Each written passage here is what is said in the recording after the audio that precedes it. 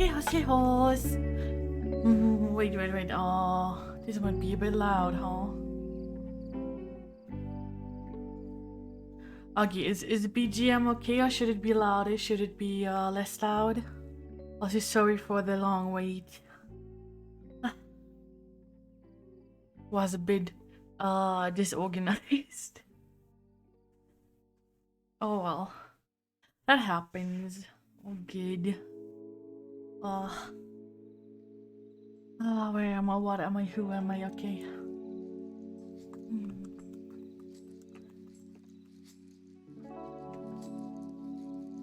Oh, but I got coffee now.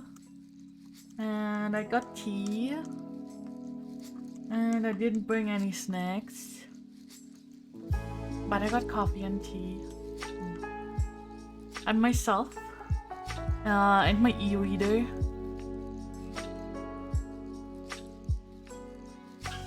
And you guys. This should be all well, I hope. Oh, it's all good. Killing us is what it's all about. So let me check if Stream Alert worked. Stream Alert did work. Good. Yeah, I had Sanity put up a bot for Stream Alerts in my server.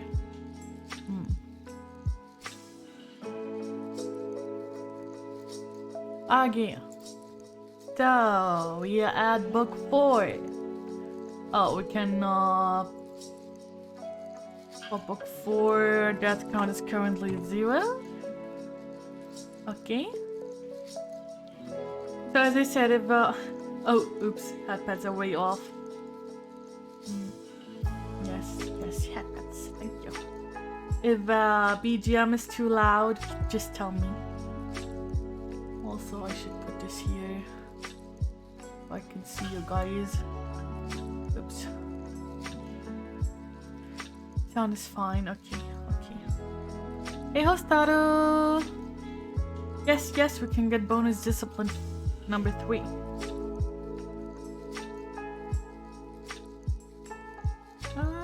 Yeah, well, use my e-reader. Okay, let's start on it, okay? Okay.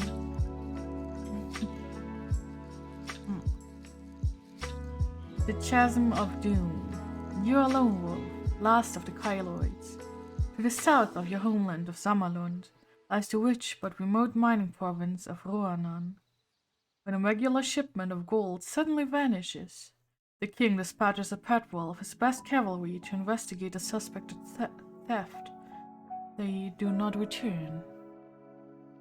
The Chasm of Doom, you are sent to recover the missing gold and locate the lost patrol, but you soon discover that it is a mission of direful consequence, for the fate of your country is at stake.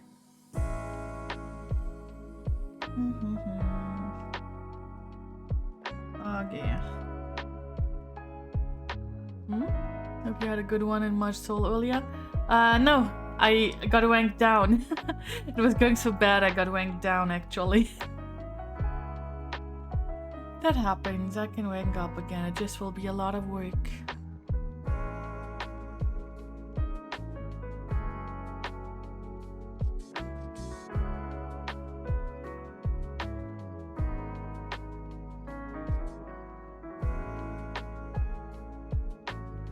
Oh no, as in go from expert down to adept 3. Oh well.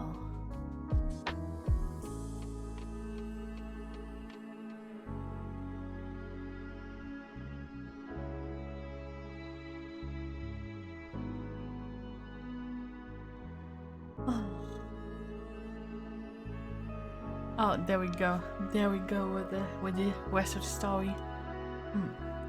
Roanan is a remote mining province to the south of your homeland. Wait, we have been there. Of your homeland, Zamalund. Nestling between the solemn peaks of the Dronkrak and Marken Mountains. The people of this province have long prospered from the toil in the ore-rich mines, living and enjoying their wealth under the protection of their lord, Baron Vanalund. Baron Vanalund. The gold and gems that are mined at Ruanon yield an important source of revenue to your homeland. The heavily guarded convoy of wagons that leave the province and journey to the capital become a regular monthly routine. A routine that had never been broken until 1 month ago when, suddenly, all contact with Ruanon ceased. A troop of 100 cavalry from the King's Guard were immediately dispatched to investigate the whereabouts of the missing convoy. The commanding officer, Captain Duval, was ordered to report back to the king as soon as contact was made, but he and his men have not returned. They too have disappeared without trace. The king has summoned you, Lone Wolf, last of the Kylords, to Citadel at Holmgard. The quest is to find Captain Duval and his men, discover what has happened to the missing convoy, and to uncover the veil of mystery that now hangs over Ruanon. The king has gathered a company of border rangers, a unit of elite scouts, all of whom are skilled in horsemanship and outdoor survival. He has ordered these 50 men to accompany you in the hope that, with your leadership, they may succeed where the larger and more visible force failed. As you and your men enter the royal armory to equip yourselves for the long ride ahead, you glimpse a black crow perched on a window ledge high above. It flies away, but not before a shiver has run down your spine. In Holmgard, the crow is a bird of ill omen. Okay, oh wait, I forgot to take some, to get my notepad. Let me get my notepad.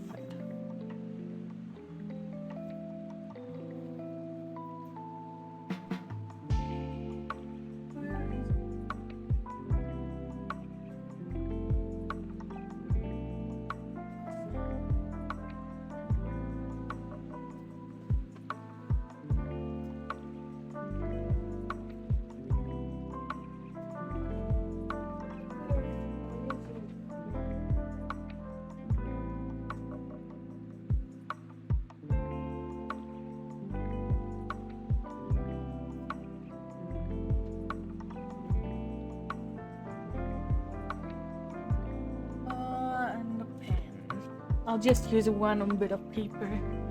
That will do.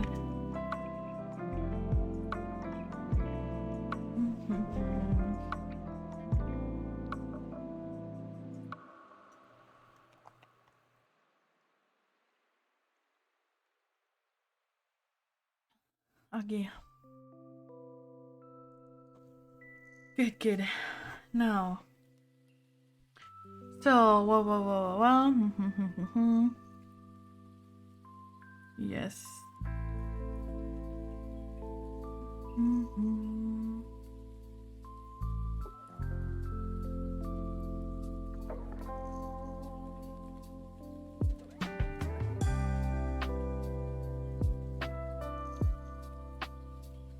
So we already have combat skill and endurance points and Kai disciplines.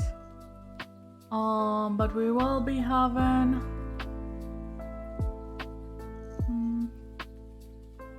one more discipline this time.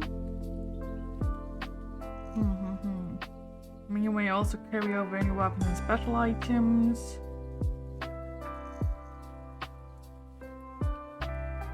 One bonus Kai discipline. So what do we have? We have camouflage that we have. We don't have hunting yet. So hunting could be one of our choices. Let me put it in. Oh. Wow, my browser is really... I might have to use another browser.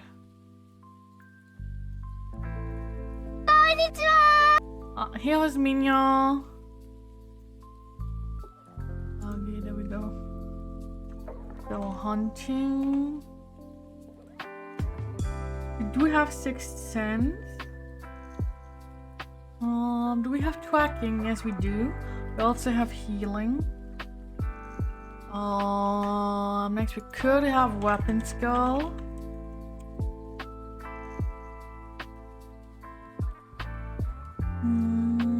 Mind Blast and Mind Shield. We do have Armor Kinship. Mind over Matter. Is it possible? One that we don't have yet? Oh, yeah. Okay, those are the 4 ones. Let me read the ones that are available, okay?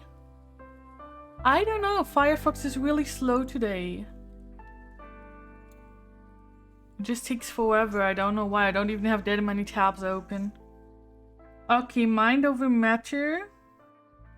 Mastery of this discipline enables a Kylord to move small objects with his powers of concentration. That would be Mind over Matter.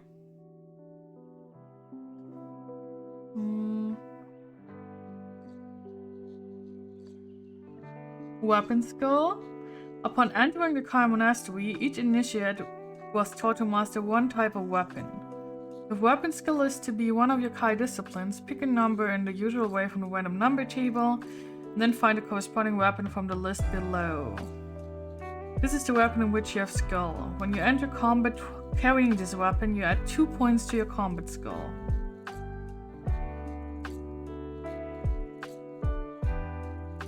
So not only would we not lose anything if we didn't have a weapon, if we have the appropriate weapon, we could even get +2 combat skill. And what else is there? Hunting, wait. Hunting. This skill ensures that a Kylord will never starve in the wild. He will always be able to hunt for food for himself, except in areas of wasteland and desert. You're aware that the wildlands south of the pass of Moitura are a wasteland, and that opportunities for successful hunting may not arise until you reach the Ruanon forest. But this skill is still very useful for it also enables a Kylord to move with great speed and dexterity. So those are the 3 I can put in poll. Hunting, weapon skill, or mind over matter. And the poll is up now. Just to remind you, until now there were many opportunities where we could have gone hunting or could have used hunting. Weapon skill is well, so. It could give us a bonus unless we lose our weapons. And well, mind over matter is just being able to move small objects. I don't know how, but it might be good if we have like something that we need to unlock. Maybe. Hey Hosanosetsu, how you doing? Hope you're doing well.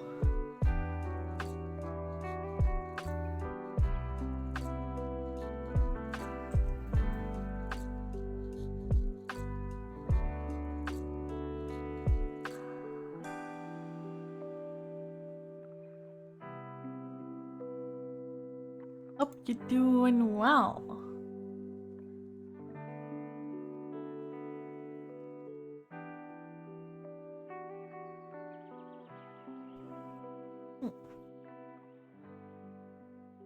Okay. I'll guess at least some of you voted. Can be hard to decide with these things. But there's not much left. Like there's 2 books left after this, so in the end we will all have all the disciplines anyways. Just for this time we need to know what to do.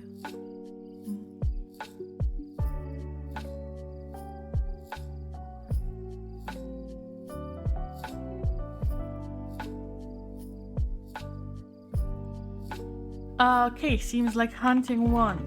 So hunting it is.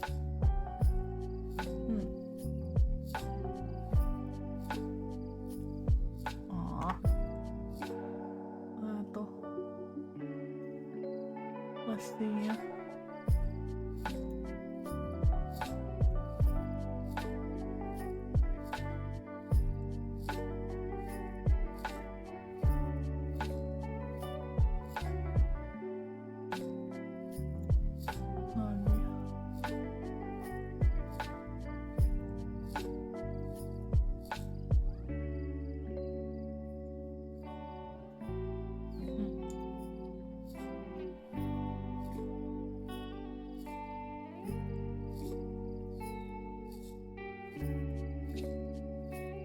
Oh yeah, it actually does, because these because obviously we won't be able to get one after the last one, that's right.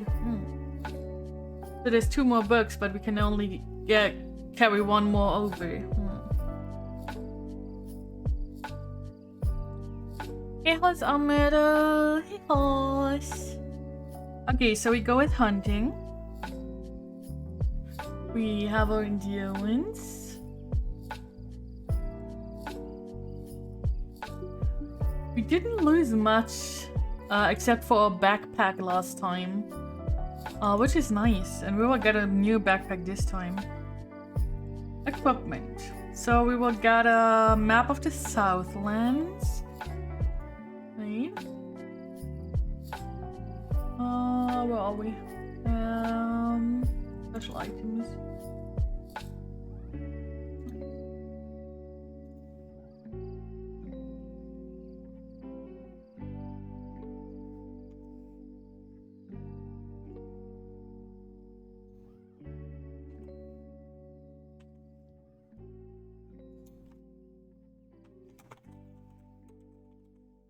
Oh, I forgot to get us that map. Let me download it.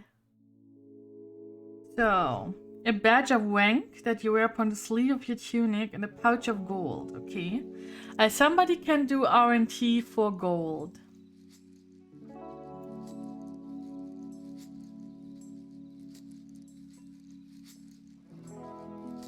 We have...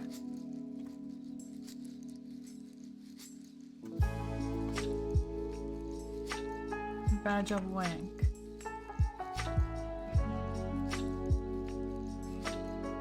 No, you gotta be looking. Okay.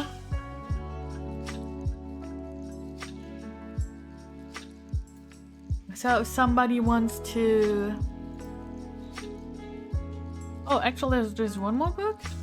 Oh, yeah, there is. I misremembered.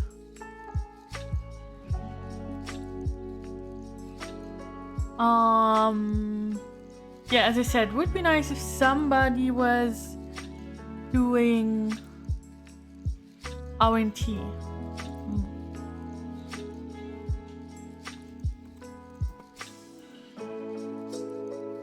Okay. Where is our map? Map.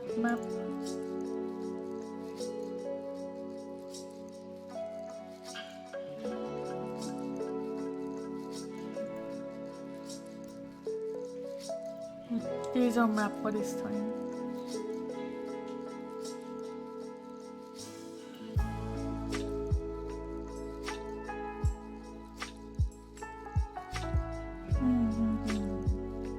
The wildlands.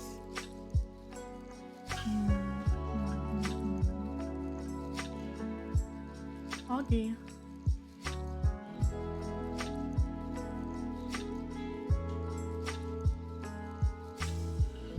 Oh, Cody! Nice. Yeah, Cody, do R&T. We need to know what, I think it doesn't work if you use it for that one. Thank you for subbing.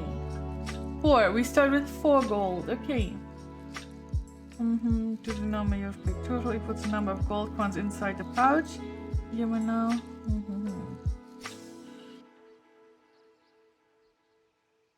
You may add the sum to the total of any crowns you may already possess. So 8 plus 4 is 12. It always says we can carry 50 crowns in total, but we never get to 50. We never get to 50. Okay.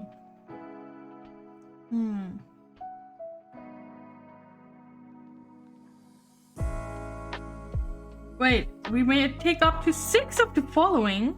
Before we could only take 2. Wait, really? Up to 6? Whoa, that's a lot.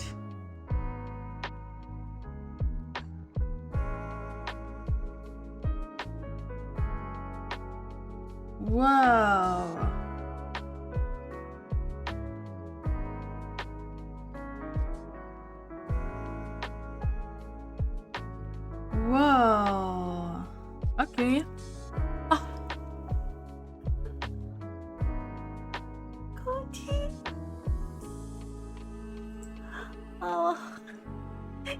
Cody, thank you so much for the bits. Oh my gosh.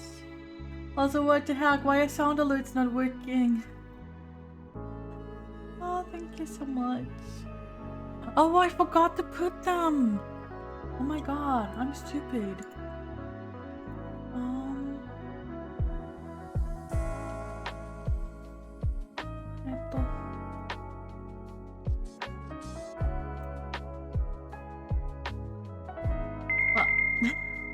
Thank you so much, Cody.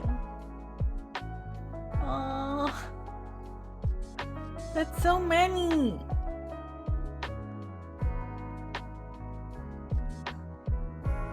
It's so many. Thank you so much, Cody.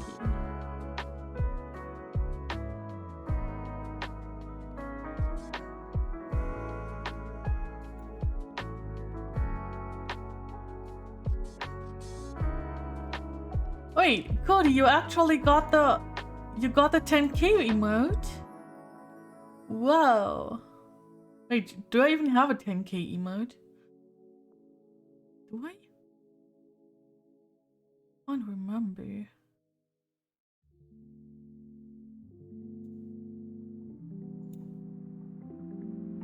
Oh yeah, the angry one. Ah, Necromod. Thank you for half pad. Which one was comfy? This one. Comfy Necromode.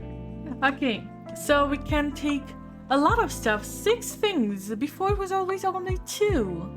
I say we take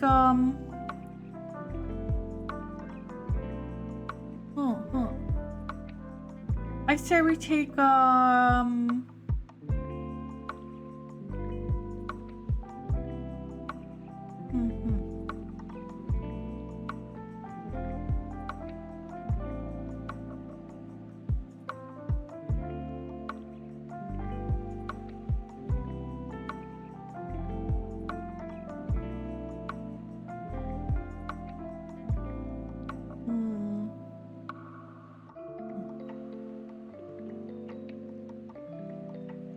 and there's 9 options.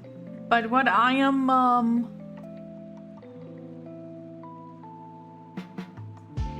what I'm on about right now is it says the backpack items you may only keep a maximum of 8 articles, including meals. But does it mean like each meal is 1 space? Or like meals is 1 space, potions is 1 space, and then like anything else that is in backpack is 1 space, or what? Or is like if I take the 5 meals it will be 5 backpack spaces?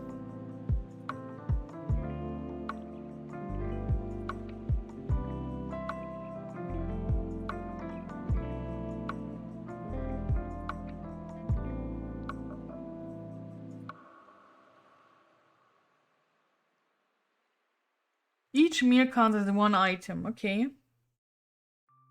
But I think even though we do have healing, we should probably still take meals, no?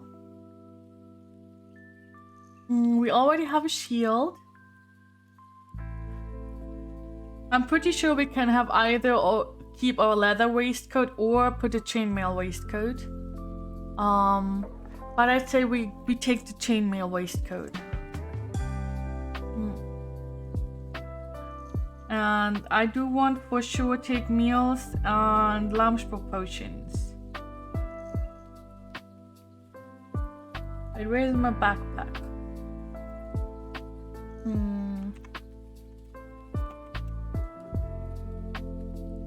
Potion. Cool.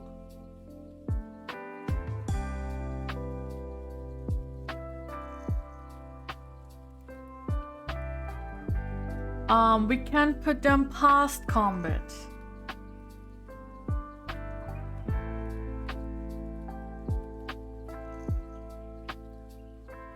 And gives us 4 EP back.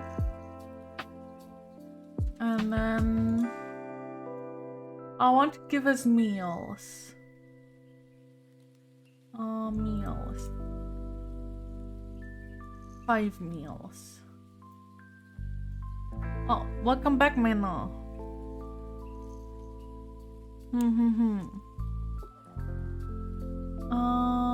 They are in special items, and instead of leather, we use the chain mail.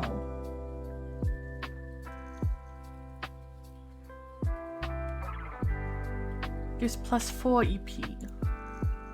So with the max EP, we have +4. I've got the feeling we will need our meals this time around. And meow, meow, meow, meow, meow. Mina, you also missed Cody being way too generous with the snack funds. Got lots of snack funds from Cody.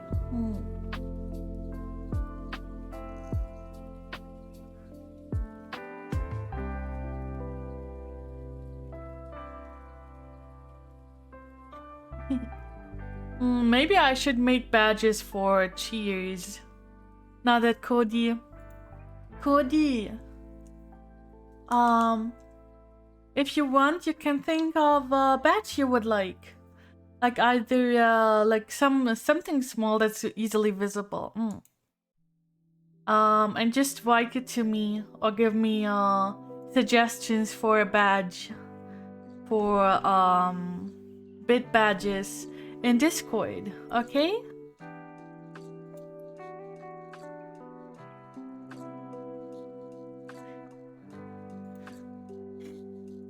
You're flattering me way too much. Oh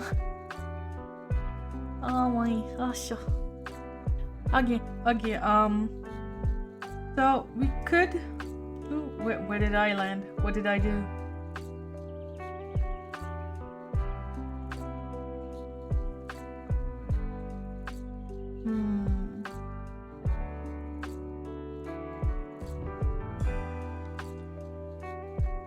Oh, you add 10 to the number you picked, and so we actually have what was it for? 14 plus 8. So 22 gold. I didn't see.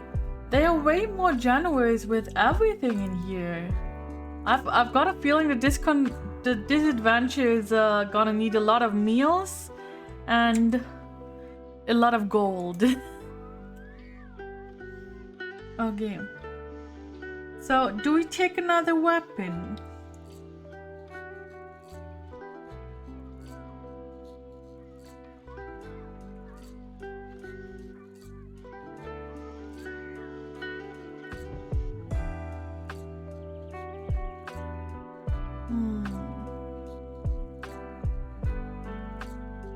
But we basically have 2 weapons. We have the Summer Sword and we have the dagger. We could take one more weapon, I guess. I already have a shield.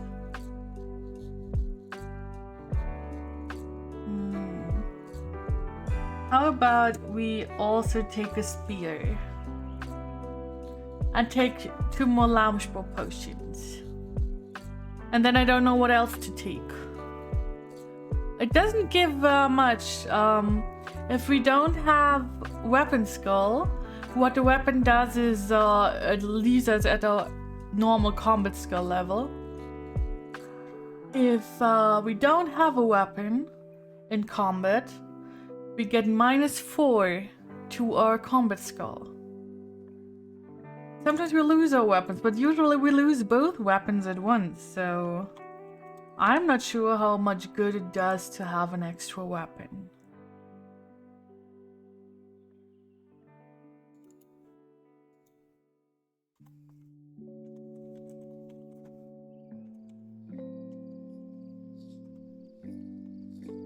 So, it says, I looked again, and if you look at meals, it says each takes up 1 space in your backpack. But it doesn't say that for the Loungebow potions. So I just assume that 2 Lamspur potions are 1 backpack space. Okay, that makes 1, 2, 3, 4, 5 things. We could take 1 more, but I don't know what because we already have weapons and stuff like that. And we don't really have much more space in our backpack.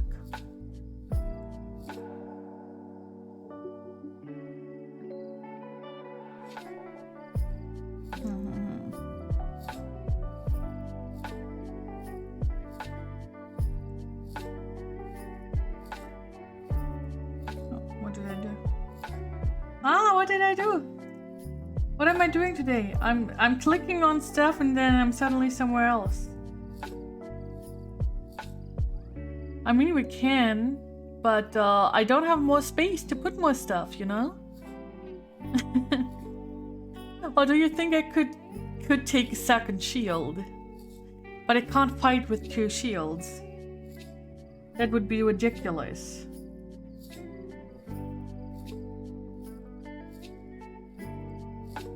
My e-reader is acting up.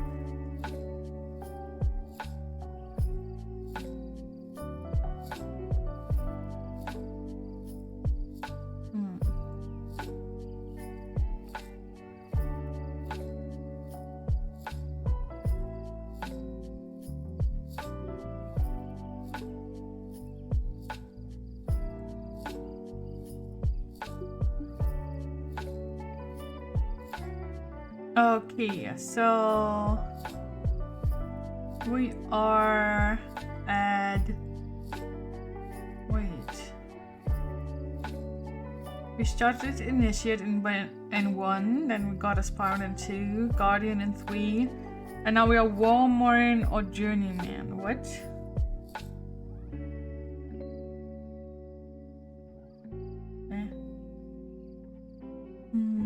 Where is it? Where is it? Kawang.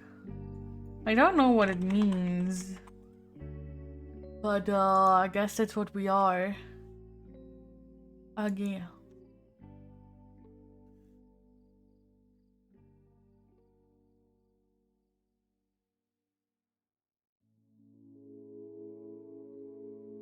Okay, finally done with all the writing and annoying stuffs. Okay. Your mission will be fraught with danger, for you are about to venture into the bleak and hostile wildlands of the south. Use the map to help you plot your course to Ruanon. Map. Where are we? Not this. Where's the map? Where's the map, dude? Make notes as you progress through the story, for they will be of great help in future adventures. Many things that you find will aid you during your adventure. Some special items will be of use in future Lone Wolf adventures, and others may be red herrings of no real use at all, so be selective in what you decide to keep. There are several routes to Ruanon, but only one will enable you to reach the mining town and find Captain Dval with a minimum of danger. But where is Ruanon even? Oh, I see Ishna, Timera, Check, Bagadorn, Olmgard. Where is it? Kazion? Where is Ruanon even? I can't see it. Eh? Wait, where is it? Pardon? Oh, there it is. It's this small house in the middle of the mountains. Let me...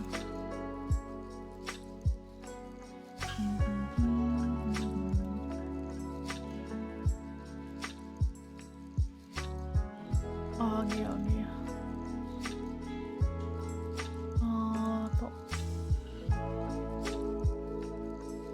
Let me circle it so you can actually see where we are going.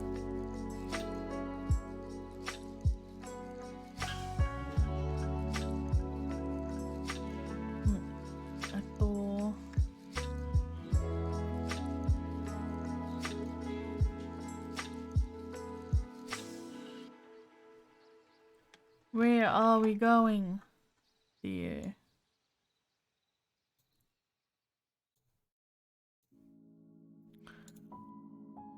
Save.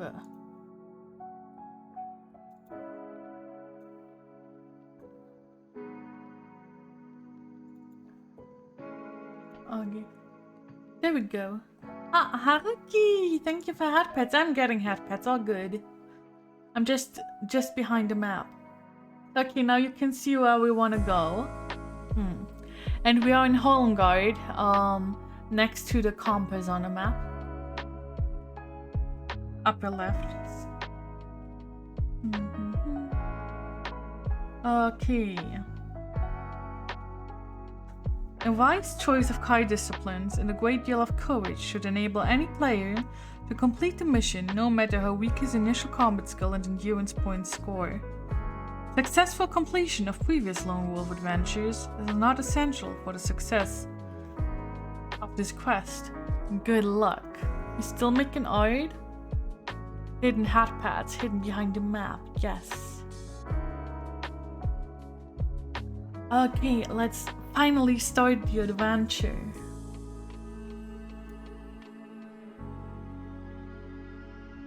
Good. For 3 days, you lead your brave company of rangers across the lush plains of southern Summerland on the first stage of your urgent mission.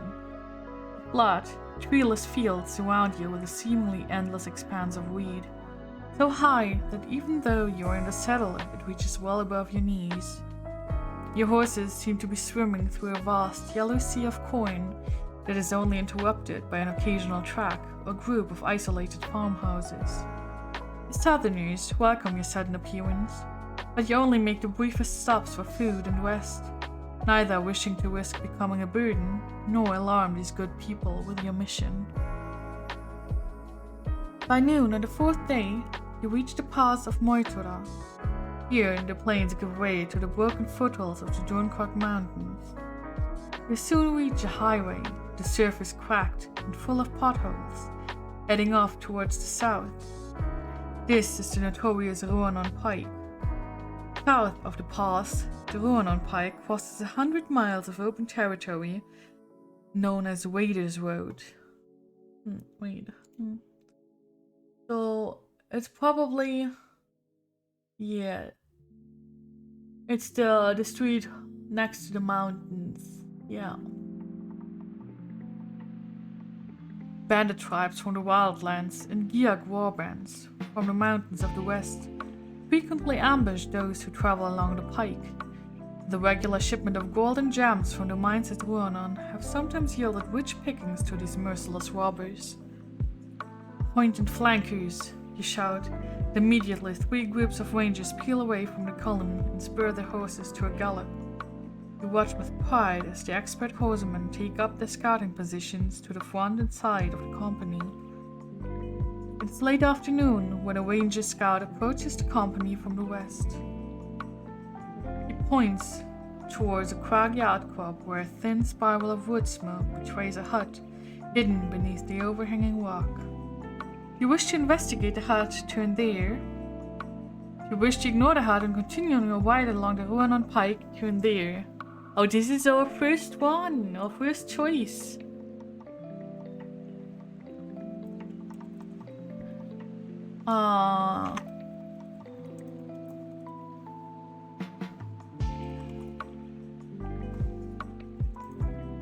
So, do we ignore the hut or do we just keep going?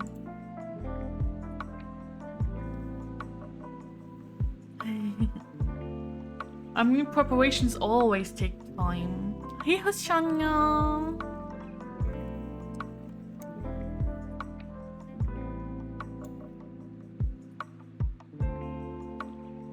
Hey, Hos, how you doing, Shanya?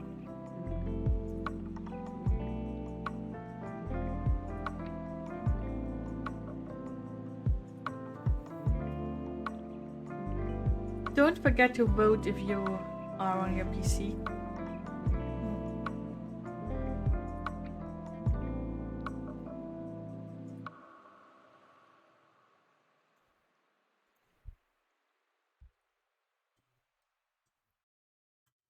Oh, I forgot to put our endurance points to the white thing. Where is our endurance points? 30. Okay, seems like we will be investigating. Let's investigate then. Return to 160. An escort of 5 rangers accompanies you along the twisting narrow track that leads to the hut. The rough stone walls are covered with a damp moss, into which is set a curious oval door. There are no windows. You have dismounted and are approaching the door when suddenly a man's voice calls from inside the hut. Come in, lone wolf. I've been expecting you. If you wish to open the door and enter, turn there. You wish to draw your weapon and kick open the door, turn there. You wish to send your rangers into the hut, turn there. Oh my, this is interesting.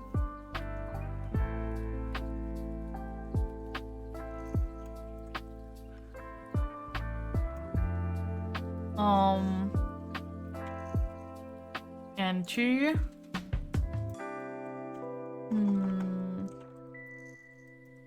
Kick open the door. Or send rangers. So what will it be? Will we just enter? Will we kick open the door? Or will we send in the rangers?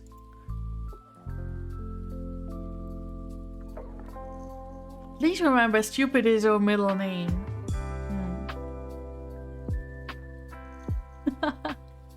We might be lone wolf. Lone stupid wolf.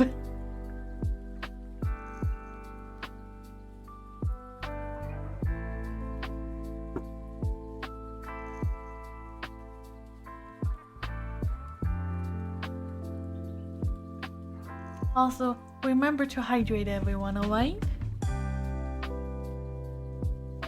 Hydrating is very important. Awoo? Awoo! But kitties don't awoo, do they?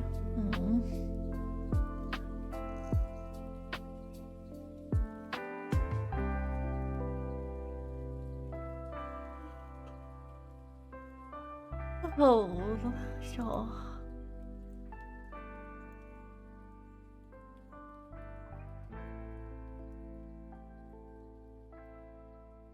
Oh.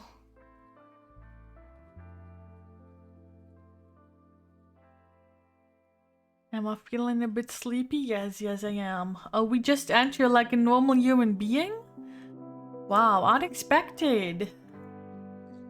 Entering like a normal human being.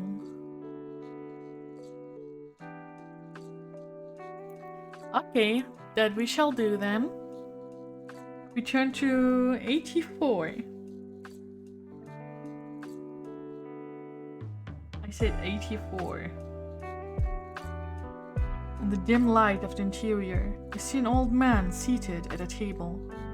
The flicker of a log fire is all that illuminates his full-smelling hovel. Yet, it sheds enough light for you to see the clutter of charts and strange instruments that crowd the hut. The man slowly raises his gaze from a large crystal sphere and bids you sit opposite him. You know my name. How? You ask warily. The stars foretold our meeting long ago, lone wolf. He replies, slowly passing his withered old hands around the sphere. Be not alarmed by my knowledge. I wish only to aid you. He produces a small scroll of parchment from within his robe, and he hands it to you. Upon the scroll is written the following verse. When the full moon shines over the temple deep, a sacrifice will stir from sleep the legions of a long-forgotten lord. When a fair royal maid on the altar dies, the dead of Markengorge shall rise, claim their long-awaited reward. You ask the meaning of the strange verse, but the old man does not answer you. He seems to have fallen into a deep trance. You lean across the cluttered table to awaken him, shocked to see your hand pass straight through his body. Gradually, his image begins to fade. Within seconds, he has disappeared completely. Place the scroll in your pocket. Mark this as a special item on your action chart. You quickly leave the hut, pausing only to wipe the cold sweat from your brow.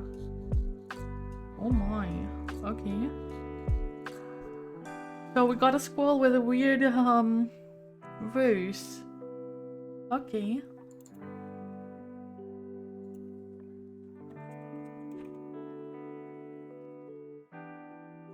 It says just scroll, nothing else.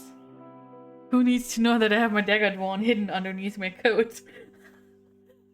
Yeah.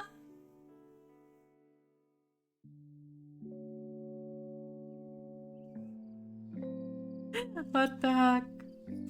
Okay. Turn to 273.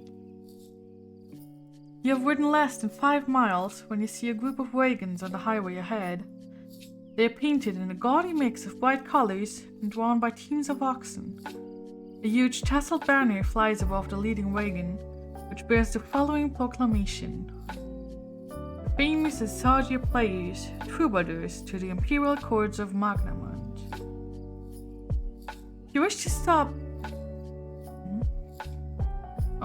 If you wish to stop to question these traveling minstrels, turn there. If you wish to ignore them and let them pass, turn there. Oh, this adventure seems like way too much trouble. Oh my gosh.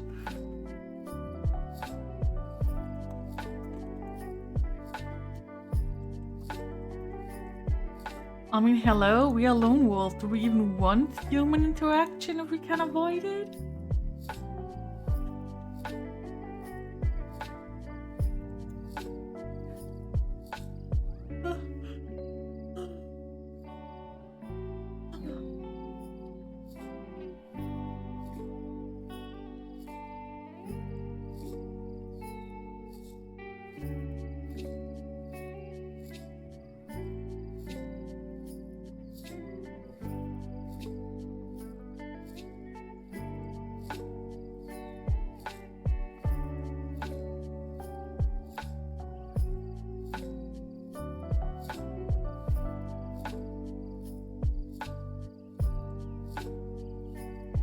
No social interactions. Lone wolf is lone wolf. Yes. What's the blood, Shanya? Ah, Nick and he has. Yes, I will hydrate. I just took out my glass to hydrate, actually. Tiana waked it. Tiana waked it. Stretch. Oh. Sure.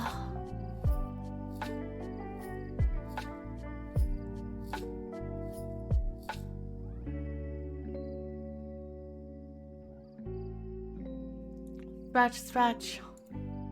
Oh yeah, I stretched. I guess we go with question them. Okay, Tiana, okay, if that's what you want. Oh, I turn to 37. You signal to the driver to stop. The wagons halt, and a small, moon-faced man in a bright pink tunic throws open the rear door of the leading carriage. He shouts and curses the driver as he descends the ladder, pausing only to adjust the cummerbund that barely covers his huge stomach. Seeing a man, he lets out a strangled shriek and fumbles for a short sword hanging at its side. "Bandits! Robbers!" he cries, and wrestles to free his sword from its ornate scabbard. A row of anxious faces appears at the wagon windows, but the expressions soon change to a smile when they recognize your Zamaland uniforms. "Calm yourself, Yesu," shouts an elderly woman. "They're Zamalanding rangers. They will not steal your gold." Laughter rippled among the carriages as the little fat man suddenly unsheathes his sword, such force that he spins around and tumbles to the ground. "You must forgive Yesu," says the old woman. "He means you no harm. Wader's road has made him a nervous wreck." You question the old woman, asking her where they have come from and their destination. You learn that they are a troop of players and have journeyed many miles from their native land of Cloasia in the east. They last played for the people of Eshnar. But it was a disappointing show. It seems that the town was as quiet as the grave. Those who did come to see them were a sad and sorry crowd. They are now bound for Homeguard, and hopefully a more appreciative audience. Light is fading, remarks the old woman. Perhaps you and your man will camp with us tonight. We would deem it an honor, and would be happy to entertain you all with songs and dancing. You notice a hopeful look in the eyes of your man as they await your decision. You wish to set up camp with the troubadours. Soon there, you decide to press on to Ornon. Soon there. Just as a reminder, we weren't given a time limit this time around.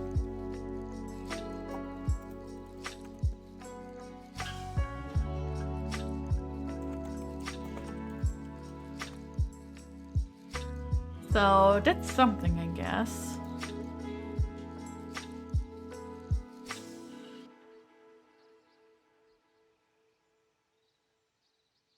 And our man seemed to be rather tired.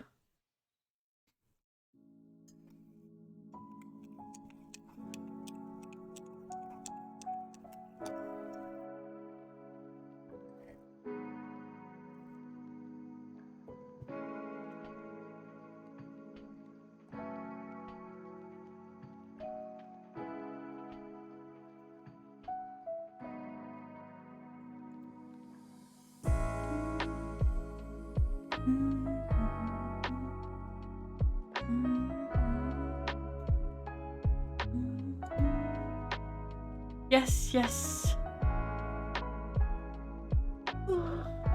Sleepy, sleepy, sleep. Oh, sure. Sleepy, sleep. Oh, no.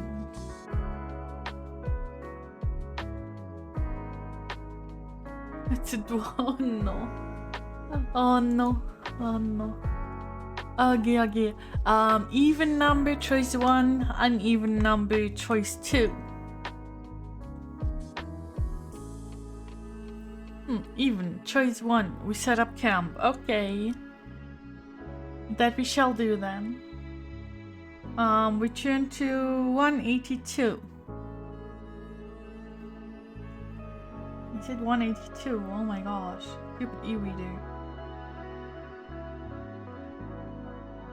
The wagons are drawn into a circle, and you set up camp inside. A ranger is posted to patrol the perimeter. The troubadours construct a small stage.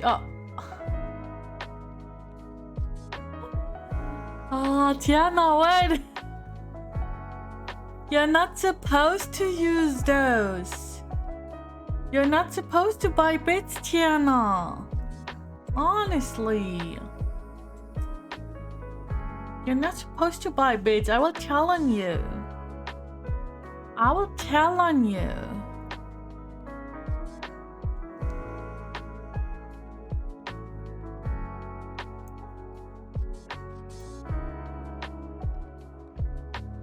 Honestly. Nathan, bad.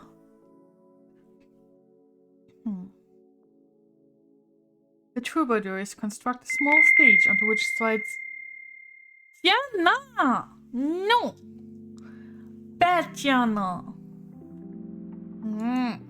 Hey, Sky.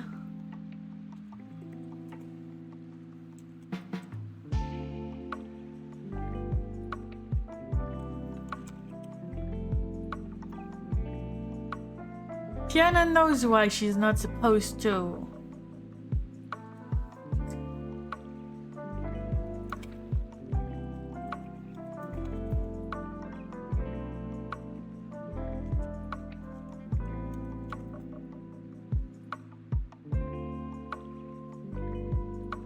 Oh, where have we been? Okay.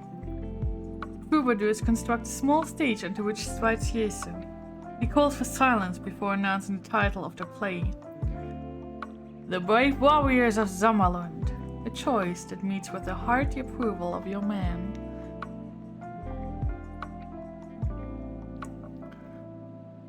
During the performance, you notice something very odd.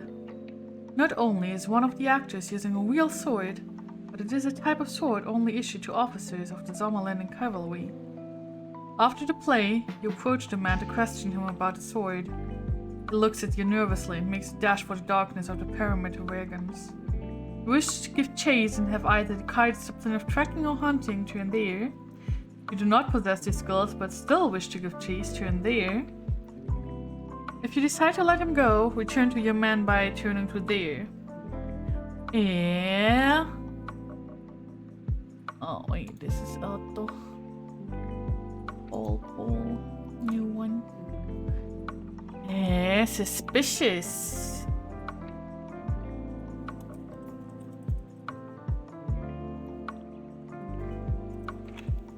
Very suspicious indeed.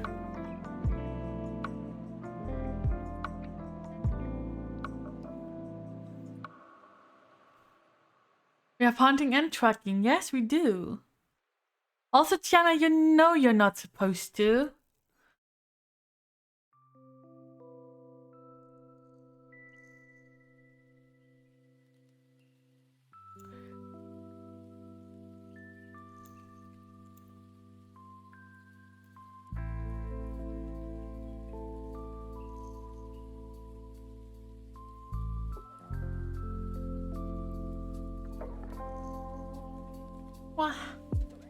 Wow. Yes, we have hunting and tracking. And it seems like everyone wants to give chase. Whoa.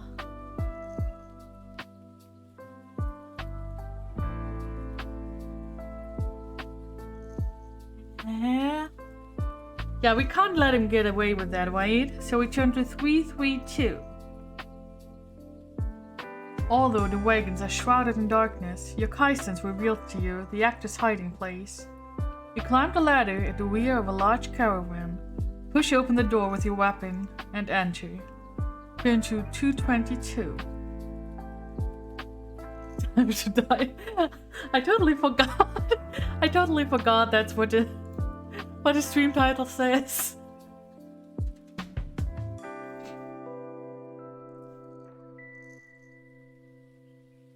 Wait, we wanted to go to 222.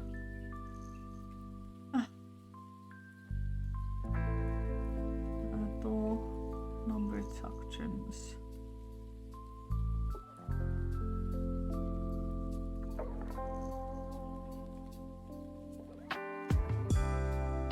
And the plush candlelit interior of the caravan. Find the actor cowering beneath a blanket in the far corner. You flick the blanket aside and ask the petrified man to explain how he came to possess such a fine sword. I bought it in Ashnar, he stammers, his eyes wide with fear, from the innkeeper of the Pick and Shovel Tavern. He grasps the sword by the blade and offers it to you. If it is your sword I have unwittingly bought, I am truly sorry. Here, please take it. You grip the brass hilt and examine it closely. There's no doubt it is a Zomerland cavalry sword, but the inscription on the blade makes your heart miss a beat. Captain Remy de Waal, King's Guard Regiment. If you wish to keep the sword, mark Captain de Waal's sword on your action chart as a weapon. Oh my, we should probably write down Pick and Shovel in.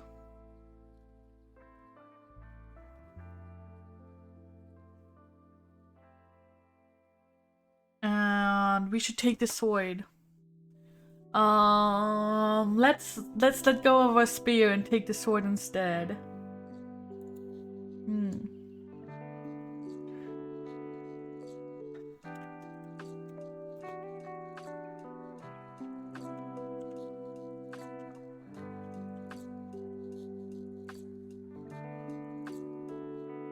Oh yeah.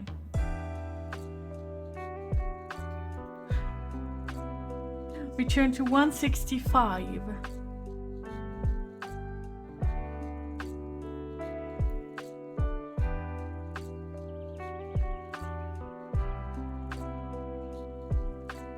Also, Tiana, you can also give me suggestions for bid badges, okay? 165. You return to the troubadour stage in time for a meal that has been prepared by your hosts. The steaming broth smells most appetizing.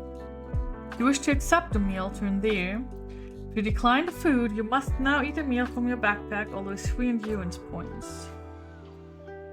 Do we accept a meal?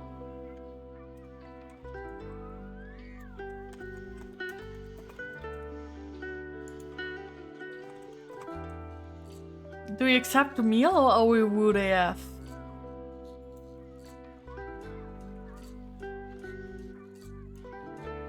Does not meet guidelines? What? No, it does. I can't write AF. I can't write AF. AF does not apply to guidelines.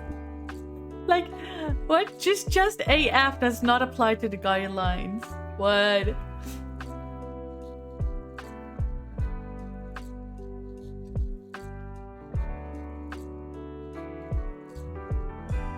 I mean, we are a lone wolf. We're not known for our good manners.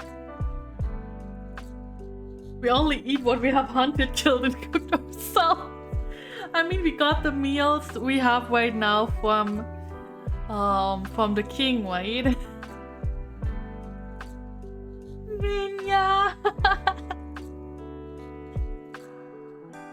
Oh, you gonna head off, Cody? Morning from okay. Have a good night, Cody. It should be pretty late for you, right? Yeah. Good night, Cody. Take care. Okay? Thank you for stopping by and thank you for subbing and for the bits and for the redeems.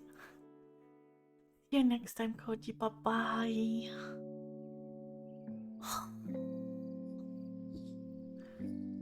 I have that again. Ugh.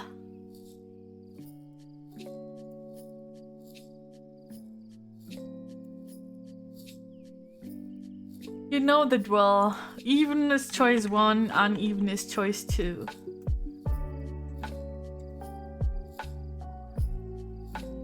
Okay, choice 2 it is. Well, guess we decline and turn to 13. Where is there? Food. Food, where are you? I don't see you. Where's my food?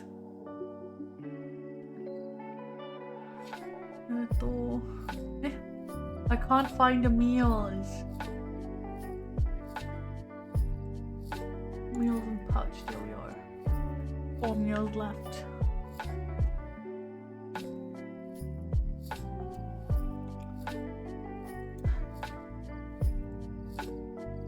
Okay. The show finally comes to an end, and you make the necessary preparations for a night's sleep. At dawn the next day, you and your company bid farewell to the traveling players and continue your way to Ruanon. Pick a number from the random number table. You know what that means, guys. It's your time to shine with your bad RNG.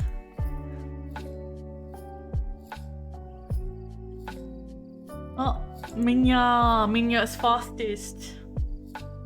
So 6 it is.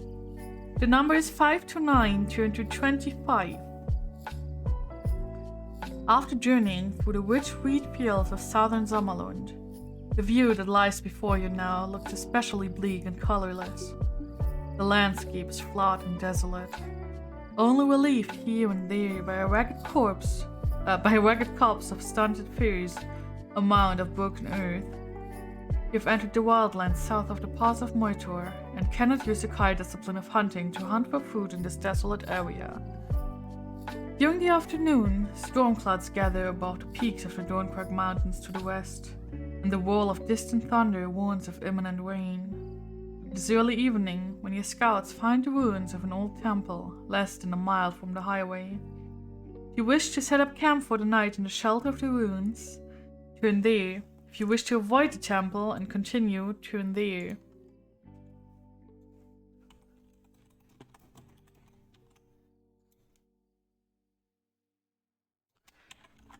So either shelter or we ignore the ruins.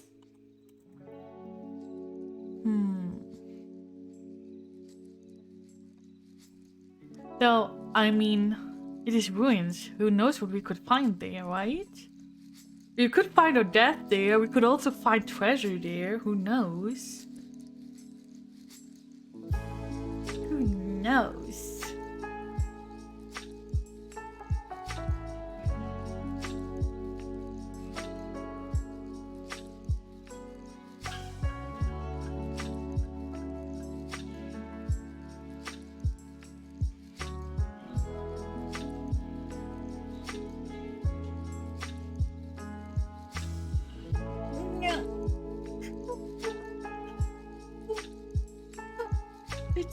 Good stretch.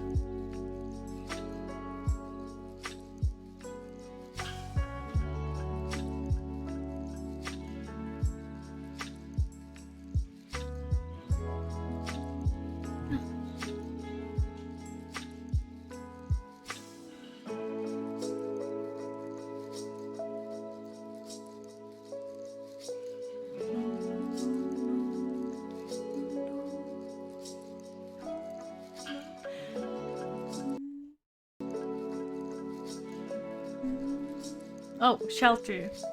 Return to 290. The ruins are overgrown with weeds and roots, but you can make out the shape of the inner sanctum of the temple quite distinctly. The huge marble canopy is still intact and will serve as an excellent shelter from the storm. As you tie your horse to a withered shrub, glance up to see two men hiding beneath the canopy, dressed in long black robes. You order them to come out and identify themselves, but they neither move nor answer your call. You wish to signal your men to attack the robed strangers, turn there. You wish to try to capture them alive, turn there. You decide to sheath your weapon and approach them, your hand extended in a gesture of friendship, turn there. What? You have the option to be civil? Honestly? Seriously? That's an option? I'm not sure that is an option. What? What?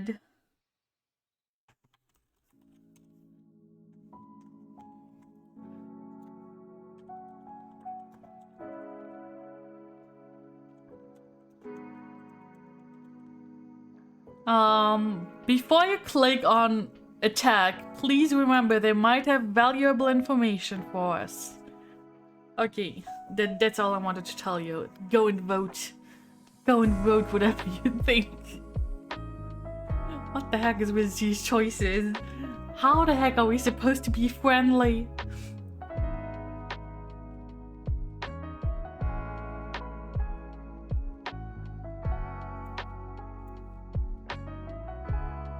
Why is that even an option? We're supposed to be civil?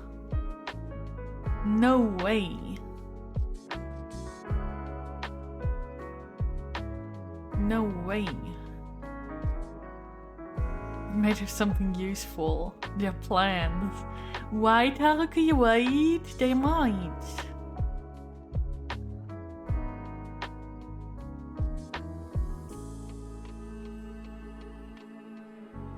So we captured them alive. We turn to 102. Your men draw their swords in advance on the strangers. The hooded men immediately raise their hands and emerge from beneath the stone canopy. One of the men drops a small earthenware flask full of clear fluid, and it shatters on the hard marble floor. A search of the clothing reveals 12 gold crowns and enough food for 2 meals. Make the necessary adjustments to your action chart. Around their necks they wear a wooden amulet carved in the likeness of small fish. Yeah. We got gold! Yay! Gold! Gold and meals! Wow. 12. So we're at 34. golden food. I'm so happy. You're so happy, tears. Anyway. Golden food, what else do we need, right? We have healing, so... we turn to 19. You instantly recognize these amulets. They are the symbols of a holy order known as the Redeemers, a silent order of pilgrims devoted to a lifetime of prayer and healing. You apologize for your hasty reaction. The holy men both nod their shaven heads in forgiveness. Your men have pitched camp beneath the marble canopy, and preparations are soon underway for a good night's sleep. You are hungry and must now eat a meal or lose 3 endurance points. And 1 meal gone. 1 meal gone right away. We're going to be rich soon. Unless we lose all our gold again, Mina. Unless we lose all our gold again. Mina, remember the time we had to go gambling like crazy just to get to where we wanted to go? Oh, how long did we have to gamble till we had enough to get on the carriage? We had to gamble so much. Yes, we had real bad RNG. Oh my god. Return to 233. Oh gosh. I really don't know how I can be so tired. I slept for more than 12 hours last night. Like, first half of the night I even like slept through. The second half was a bit like more waking up a lot, but still I was resting for so long and I'm still so tired. But I resisted taking a nap earlier. 2:33. Your rest is disturbed by the anxious shout of the night guard. Awake! Awake! We're under attack! Throwing back the blankets, your men leap to their feet, peering through the teeming rain at the shadowy silhouette of horsemen circling the ruins. Suddenly, an arrow whistles through the darkness. Your lookout screams and falls to his knees. Form a circle! You shout. Keep behind cover! The rangers gather swords and shields and press themselves against the wet temple marble for protection. The sound of metal-shod boots on stone makes you spin around. A dozen warriors, dressed in shiny red armor, are clambering across the broken pillars. 2 rangers run to block their advance. They are felled by one sweep of the warrior leader's broadsword. Then the warrior sees you and quickens his pace. His bloodied sword is raised to strike again. You cannot evade combat and must fight the warrior to the death. Bandit warrior, combat skill 17, endurance 26. I don't really think I slept too much though. The thing is, I was really tired and worn out yesterday.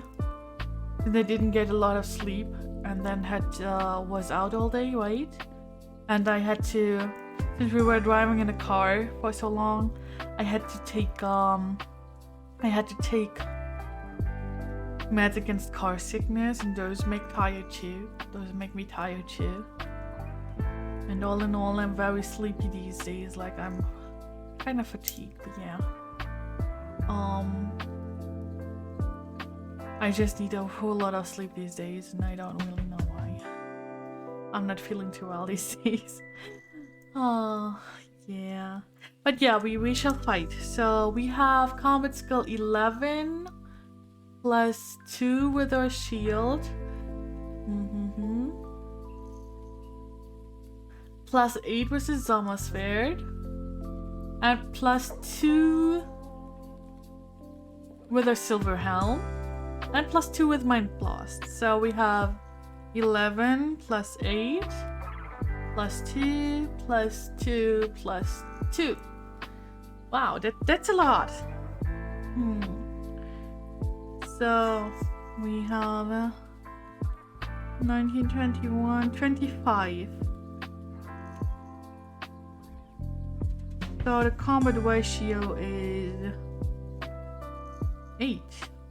Wow. That's, yes. Yes, I get car sick easily.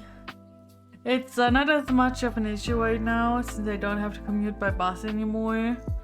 But like the ride to and from work was unpleasant a lot of the time. Back when I still had to commute.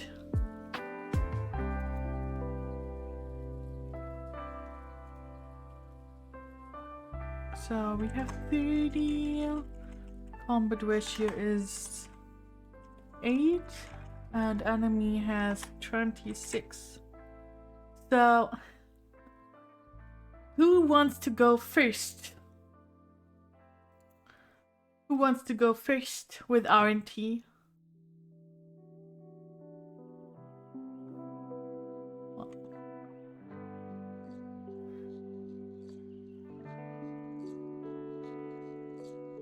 Oh, 0.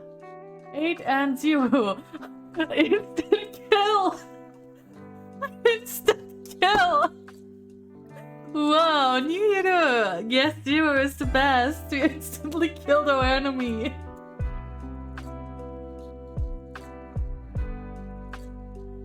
Oh my gosh! Wow! What the heck? Oh. Turn to 312. All around you, the wounds echo to the clash of weapons and the screech of battle cries. These armor-clad horsemen are no ordinary bandit clan. Their fight was a disciplined skill unheard of among the lowly outlaws of the wildlands. You step over the dead warrior and call about you a handful of your men. The enemy have surrounded your horses, and you must act quickly if you are to save them from being taken. You lead a charge through the ruins, piercing the enemy line. They falter and flee back into the darkness. However, by the time you have reached the temple perimeter, only 11 of your horses remain. The others have vanished.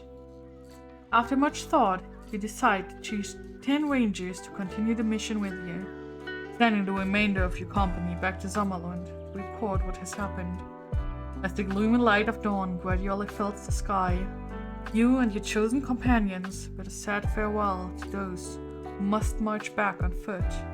Pick a number from the random number table. It's R&T time.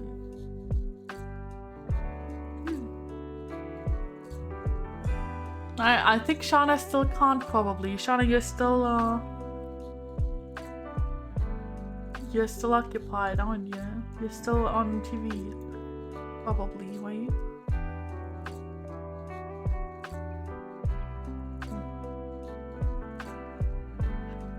In my eyes. 7, okay. If it is 3 to 9, turn to 51. Oh gosh, my eyes. My eyes are upset.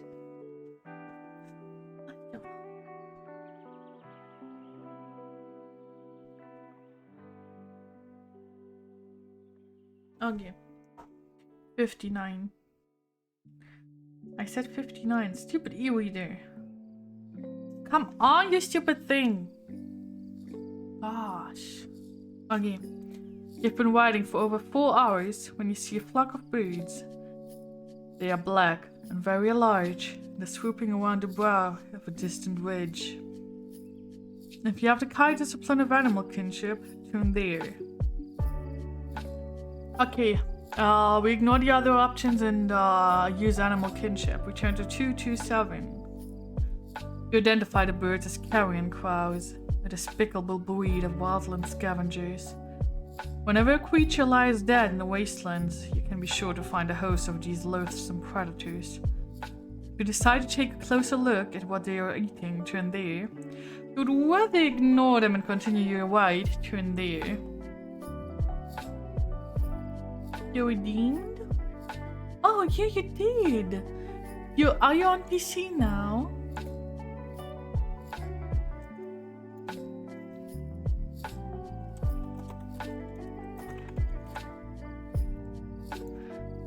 Oh, don't cry, Shauna. You can do the next R&T, okay?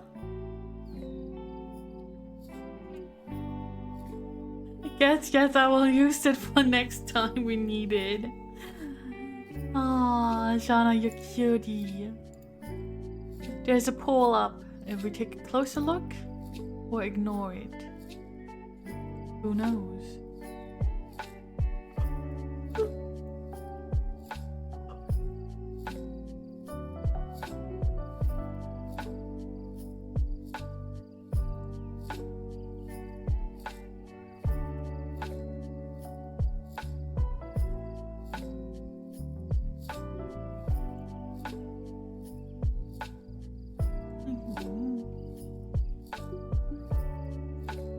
Let's try to die. Shana, do you want to die that badly?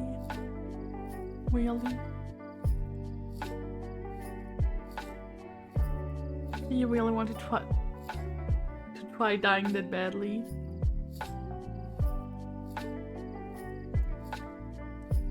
We turn to 328.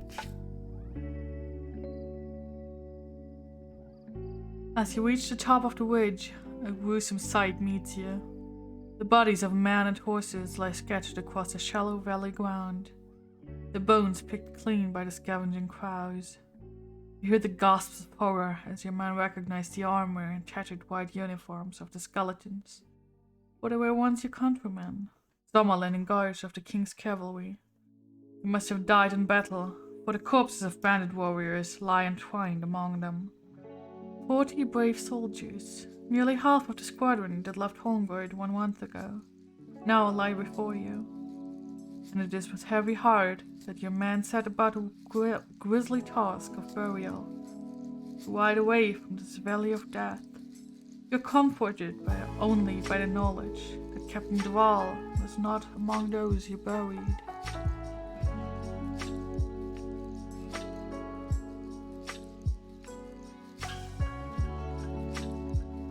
Turn to 120.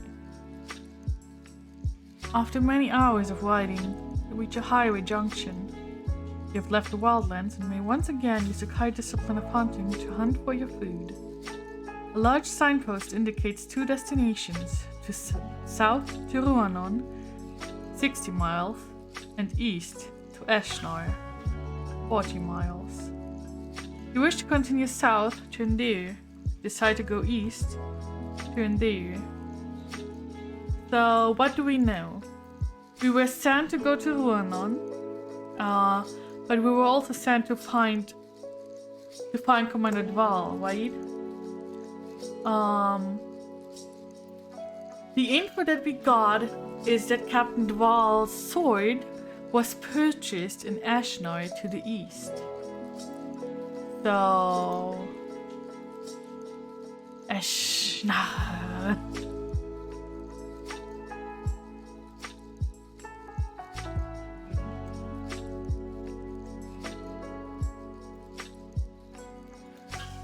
So we can either go to Ashnar to the east or to Ruanon in the south.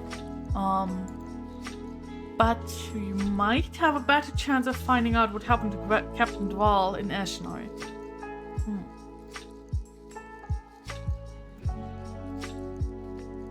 So our main objective is to find out what happened with the stuff with the gold from Ruanon.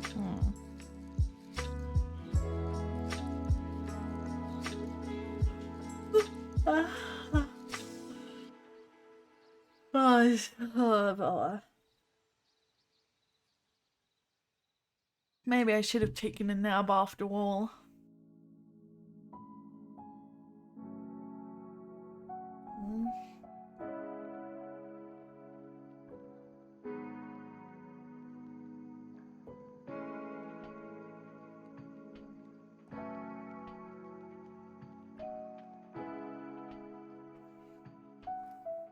Awesome. So everyone wants to go to Ashnar. Oh, we can do that then.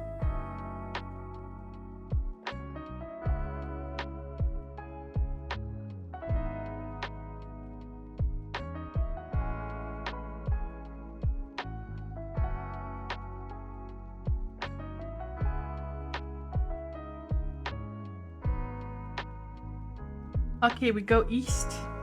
and turn to 92. It is noon on the following day when you reach the outskirts of Eshnor. In the south, the wooded hills gradually ascend toward the magnificent snow-capped peaks of the Marken Range. It is a beautiful sight, one of stark contrast to the squalor of Eshnor and the desolate wildlands to the north. You ride along the only street in this dilapidated town, and eventually arrive outside a large tavern called the Pick and Shovel. Your men are exhausted and badly in need of food and rest. Also, I want to show you the card again. Where is it? So, we are now in Eshnor. So, a few ways from where we are supposed to go. That's to the upper right of the red circled Ruanon.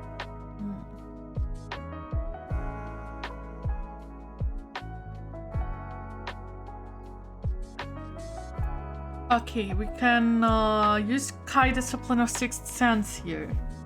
And we will do that. 210. You have a very uneasy feeling about this town.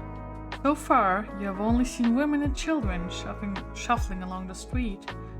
There's been no sign of any man whatsoever. The inhabitants all seem nervous and avoid looking you directly in the eye. Instinct tells you to turn around and leave as quickly as possible. If you wish to follow your instincts, turn there. If you wish to press on regardless of your instincts, you can investigate the tavern. If you wish to continue along the street, turn there.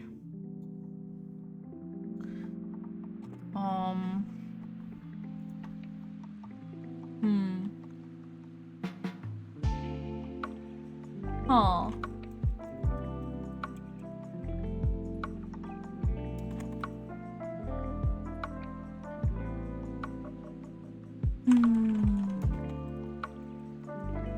Can follow instincts or investigate tavern where that one person said they bought the sword, or continue, or just continue on.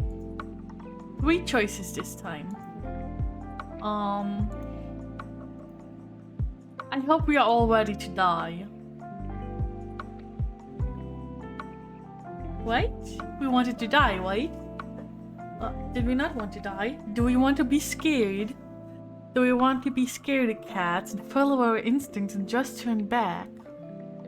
Is that what we do? Please remember, we are lone wolf. We take risks.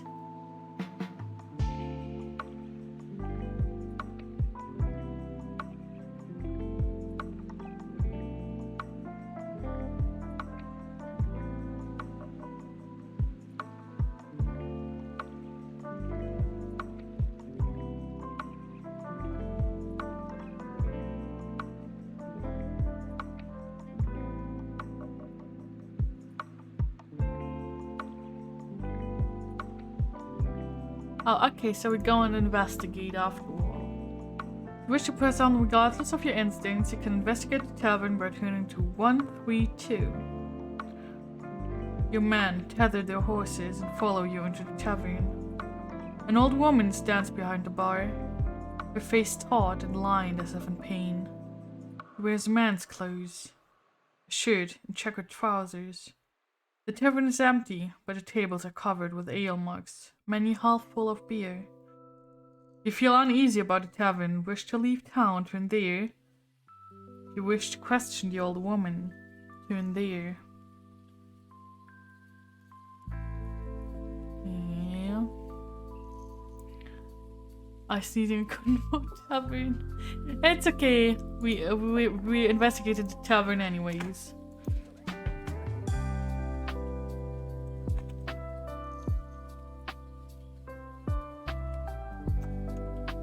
That sounds as if everyone just went into hiding the instant we entered.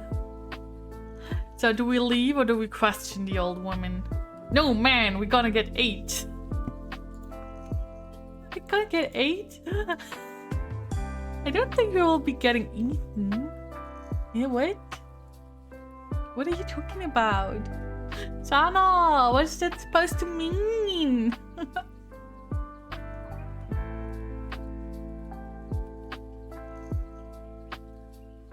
Ito.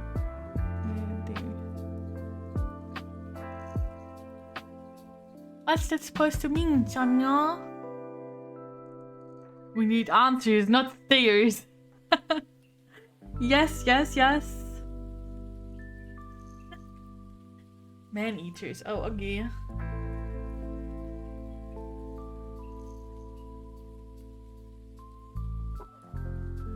I mean, if we gotten eaten, that's it. That's that. We die.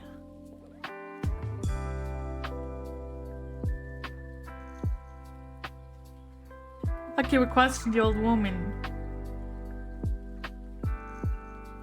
We turn to 287.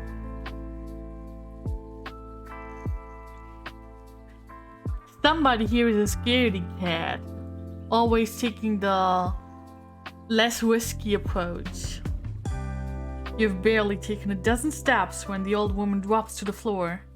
The ranger shouts, "Ambush!" It's the last word he will ever speak. A razor-sharp disc of metal whistles down from the balcony above and sinks into his chest. Then, suddenly, the tavern is full of bandits, pouring in through windows and doors. We charge straight at you. The battle cry is loud and savage. You draw your weapon and strike, beheading 2 of the dark-skinned warriors with a single blow. The third bandit is upon you before the bodies of the others have fallen to the floor. Combat skill 17, endurance 27. Combat ratio same as before. Razor. Okay.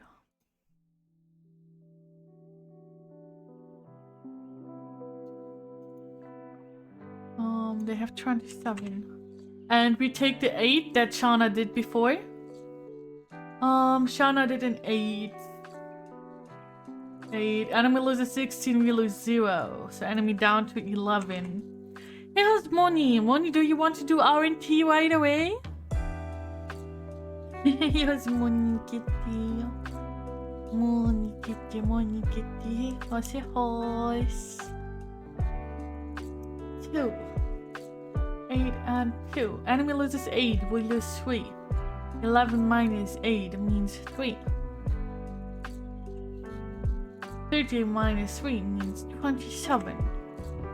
Okay, we need one more R&T, please. I hope it's only one more. One more R&T, please. And thank you. 6. 6. Animal loses 12, we lose 1.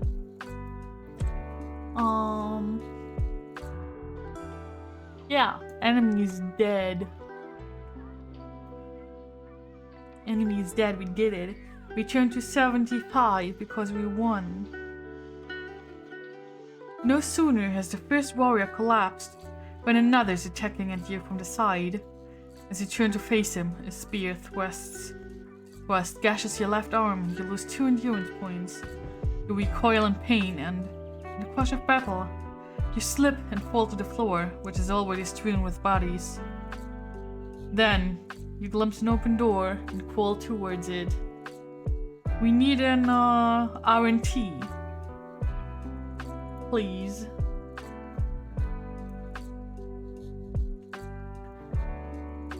R&T, please, R&T. 4. Pick a number from the random number table. If you possess a high discipline of camouflage, add 3 to the number you have picked. We do, right? I think we do. We have camouflage. So 4 plus 3 means 7. We turn to page 16. You reach the door and quickly make your escape. The land behind the tavern is steep and heavily forested. 2 of your men follow, but they are both badly wounded and cannot keep up with you. You turn to shout encouragement, only to witness their deaths as they are brutally stabbed to the ground. The bandit murderers wipe their blades and sprint towards you. You wish to run straight into the forest, turn there, You wish to try to change direction as soon as the trees hide you from your pursuers. Turn there. We recover 1. Well. We can either go 1 straight or change direction. Also, I will go and turn on my lights because it's kinda darkish here, kinda dim in here.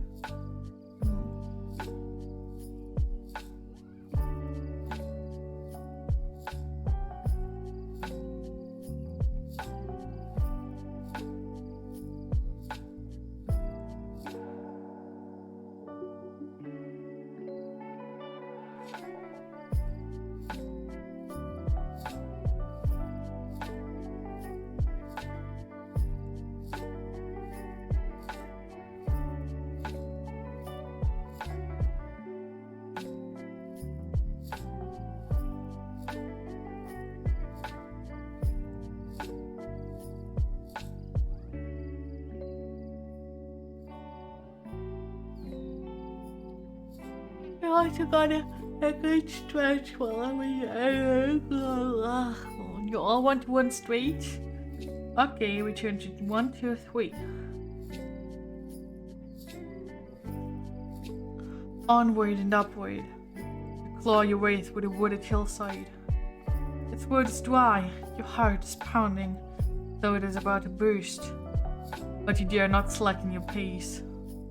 4 hours pass before you feel certain that you have outrun the enemy.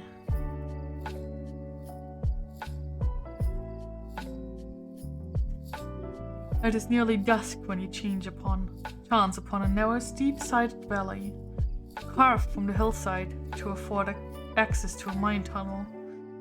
For hundreds of years, the ore of the Marken Range has been the blessing and the bane of many who have ventured here to seek their fortune. Men have found wealth beyond their wildest dreams.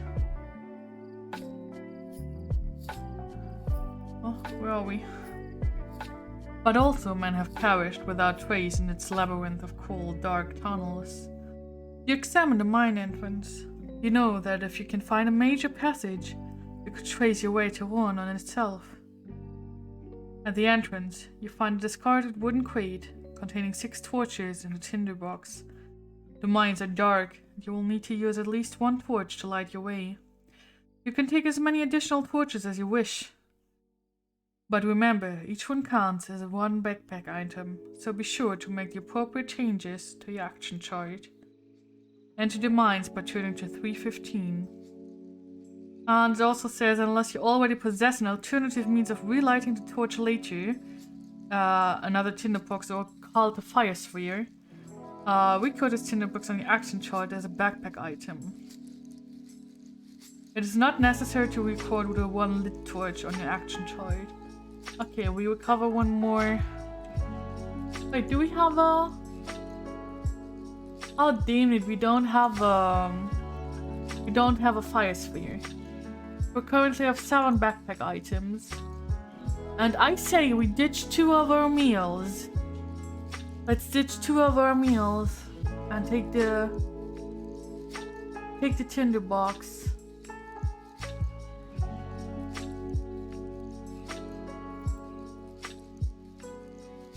Take the tinderbox and an additional. Actually, let's ditch 3 of our meals. We take 2 torches and the tinderbox. Let's be cautious. I think they might be more useful than the meals.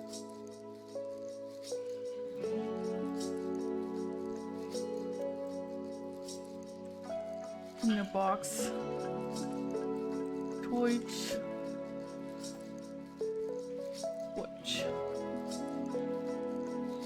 Okay. And I'll put the currently lit torch onto our special items just so we don't forget.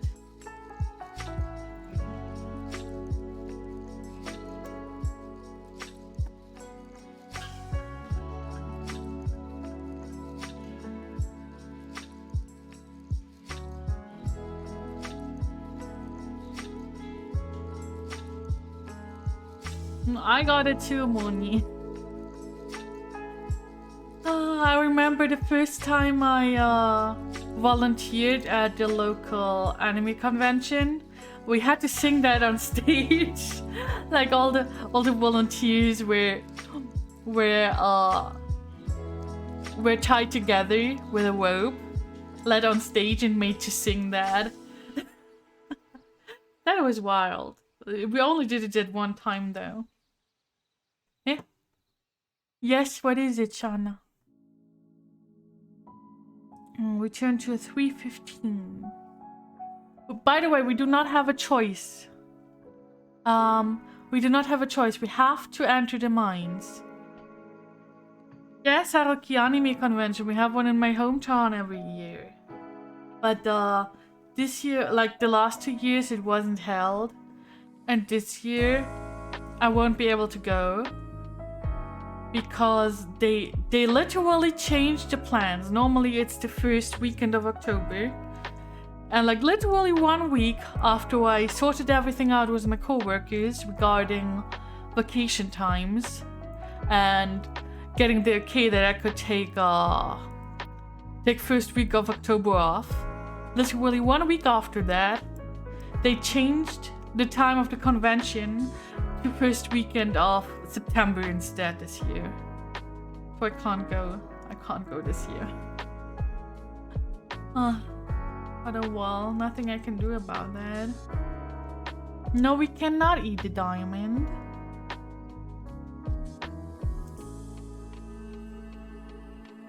We cannot eat the diamond, no. In the flickering light of your torch, you can see that the tunnel is supported by a crisscross of props and beams. The walk is damp, and a narrow rivulet of ore-stained water runs along the tunnel floor. You soon reach a junction where the tunnel heads off to the left and right. If you possess the high discipline of tracking, turn to 48. We do have tracking. You sense that the left tunnel leads away from Ruanon. Without hesitation, you turn and head off towards the right. You can go on your country. The problem is money. Yeah, I would have to get like funds for it too if I went. Well, at least I don't have to pay. At least I would not have to pay for the cards to enter, right? Since I'm a helper, I also wouldn't have to worry about foods or drinks. We're getting fed pretty well there. Like we have like a very, very sweet woman. I think she's in her 50s. Maybe she's even in her 60s by now. I'm not sure. Who's always taking care of our needs. She makes such good apple pancakes. Like they are fire. Those apple pancakes are to die for, I'm telling you. She makes real good apple pancakes. And they always make sure to feed as well.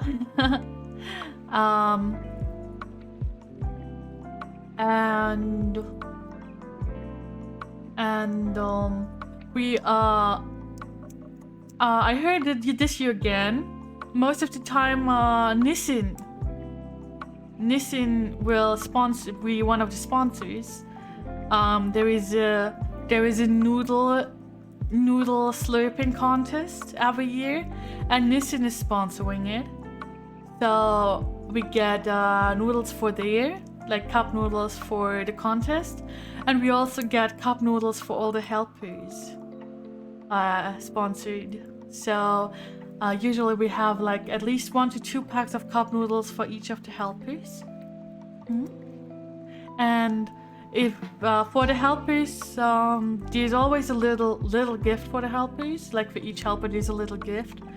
And for the helpers that stay for, that are there for setup and or stay for helping to pack everything up in the end, they actually get a big bag of goodies. Last time we got a full scale figure. I think Who did I get? I did get a Vivi, a figure of Vivi from One Piece. I gave it to my brother. It's always a lot of fun. But I will not be able to attend for the whole weekend this year, for sure. Which sucks. I know my coworker will be on vacation then.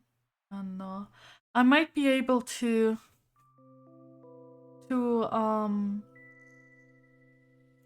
I might be able to ask one of my coworkers to switch with me. But I'm not sure yet. I don't know. Actually, let me check if it's my regular Saturday or not.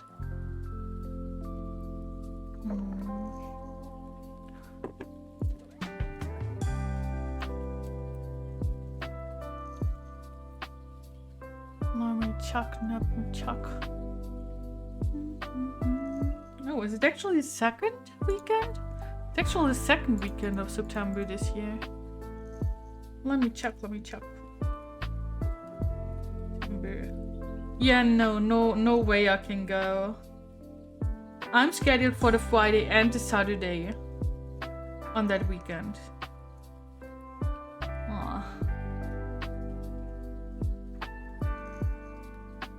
Oh, that's nice, Haruki. We used to have a booth for painting figures, but it was a nice middle-aged couple running it. But it hasn't been there the past few years I've been to the convention, sadly.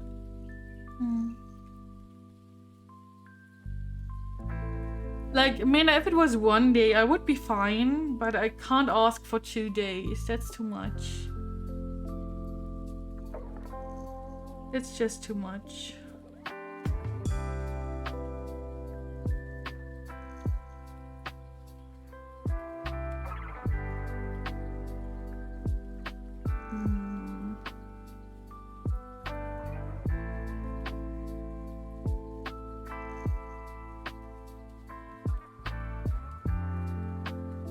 Well, who knows?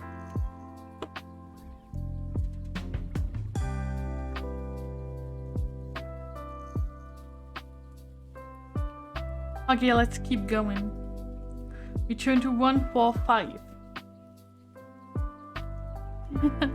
That's nice, Haruki. Yes, you can meet a lot of people there.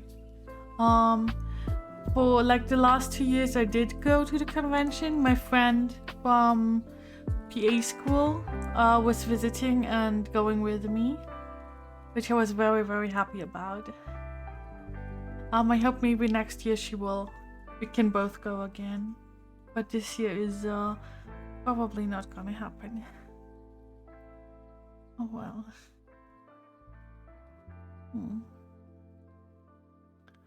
I mean, I will ask her if my friend says she could come here. I will apply anyways and ask if maybe tell them that I will be late on Friday and ask a coworker to switch Saturdays with me.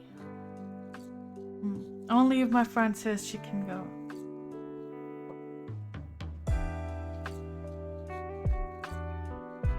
The tunnel descends for miles into solid rock.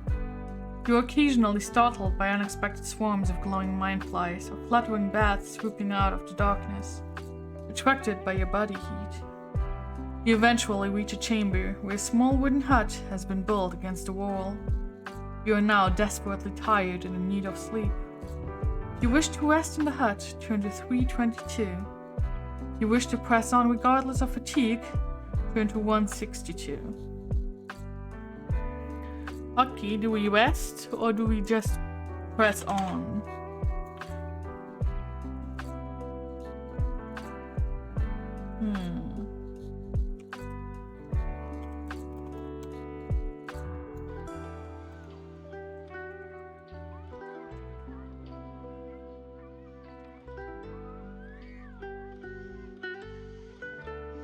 So if we rest in the hut, we might have a chance to investigate it too.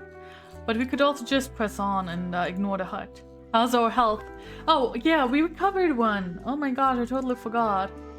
We recover one since we have healing. You guys saw me in convention. I tell you guys right now, I'm wearing skirt, cute stockings, goth tops, and long wig with makeup. Actually, Haruki, there's always a one cross-dressing cosplayer couple there. Last time the guy was in a Hatsune Miku cosplay and it was stunning. It was stunning.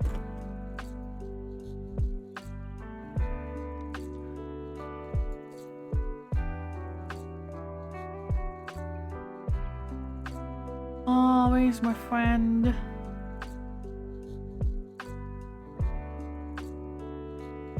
Where is my friend? So.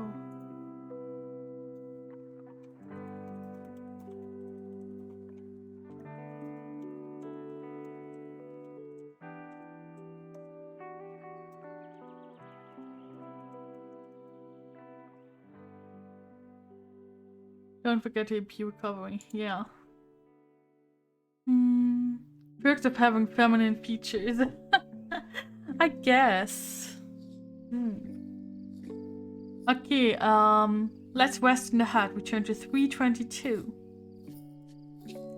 Extinguishing your torch, you curl up on the floor and quickly fall into a deep sleep. Many hours pass before you awake, totally refreshed by your rest. Restore 2 endurance points.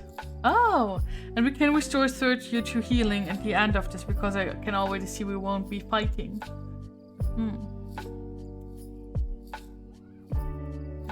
Relighting your torch, you can now see that the hut is full of mining tools.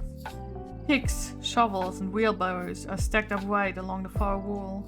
If you wish to take either a pick or shovel, do so and mark it on your action chart as a backpack item. Due to the size of these tools, they each take up the same amount of space as 2 normal backpack items. Oh my. Oh my. This is hard.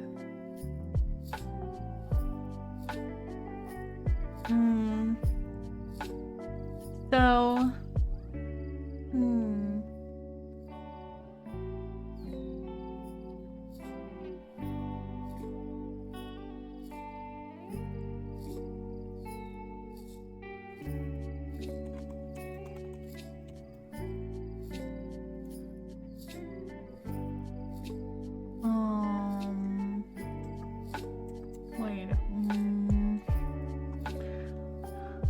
I don't know what to do. What should we do? I think that we should take at least a pick. I'm not sure how good a shovel will be. Right? If push comes to shove, we can probably like get stuff away with our hands, right? The pick is probably better. But what would we discard in place of it? Discard 1 torch and 1 meal. Yeah, let's risk it. I will discard 1 meal and 1 torch and take a pick instead.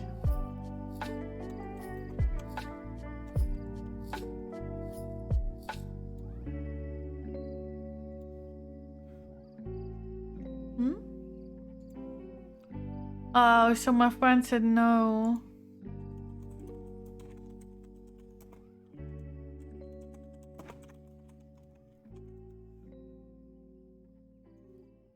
Okay. Good. Let's go. 2 tunnels lead away from the chamber. One heads west, the other south. Okay. Do we go west or do we go south?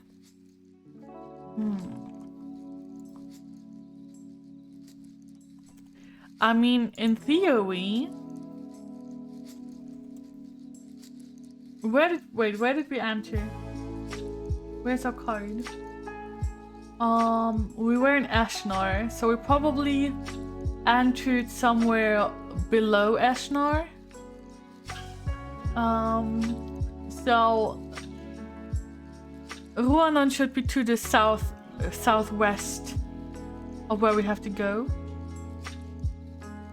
And so I think either east or south may be okay to go. You can just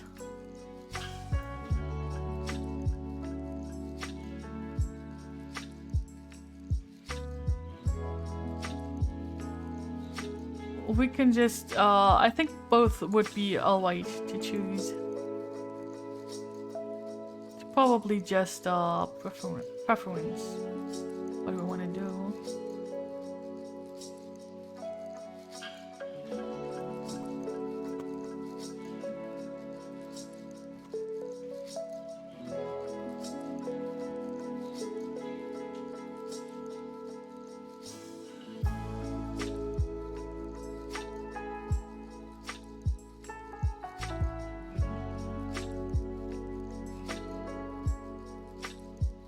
It's okay that you're late. It's okay, Shana. So we head to the west. Okay, let's head west. We turn to 54. As you gradually descend into the tunnel, you feel a draught of cold, dank air on your face. The walls of the tunnel are composed of glittering ore that catches the light of your torch and reflects it in a dazzling display of color. As your eyes follow the dancing lights, you suddenly notice that the floor is covered with pink fungi. You have the Kai discipline of healing, and you have reached the Kai rank of Warmorn to Endear. You do not have the skill, or if you have yet to reach the rank of Kai Warmorn, you can risk walking through the fungi. Alternatively, if you wish, you may eat some of the fungi. We could eat them? Oh, I could eat them. Ah.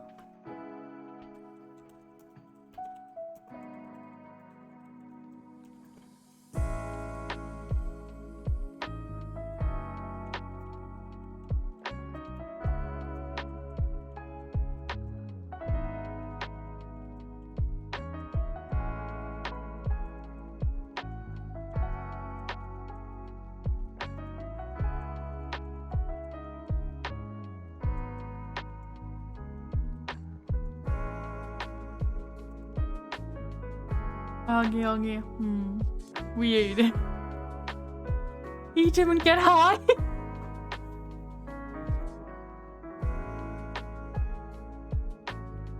What?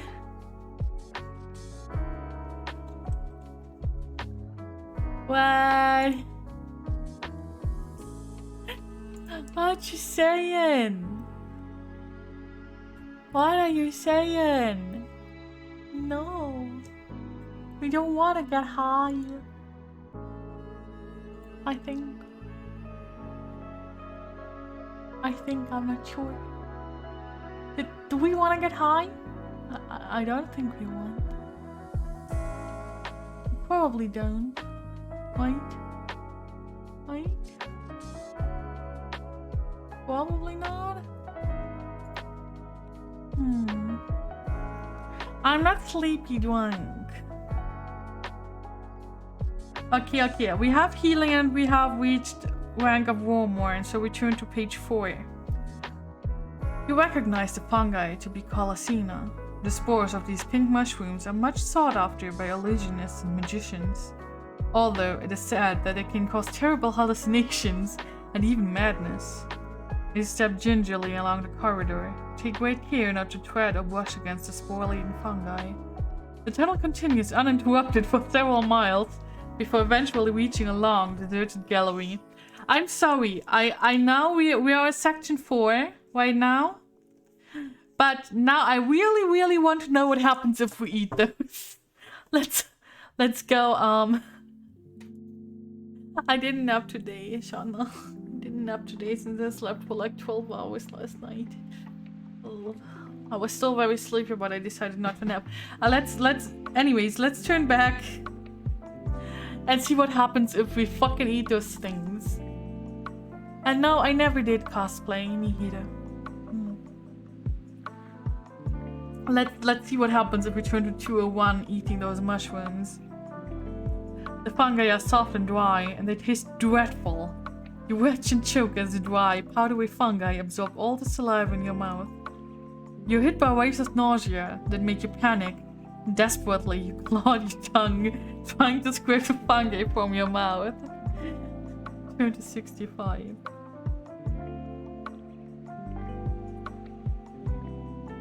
As you tread on the fungi, the pink flesh splits, releasing clouds of spores into the tunnel. They fill your eyes and nostrils. You cannot breathe. Blindly, you stagger forward until you are clear of the fungi. But as you emerge from the cloud of spores, you're confronted by another peril. A host of hideous, bat-winged reptiles are flying toward you, their scaly hands grasping jagged pieces of stalagmite. You cannot evade combat. You must fight them all as one enemy. What?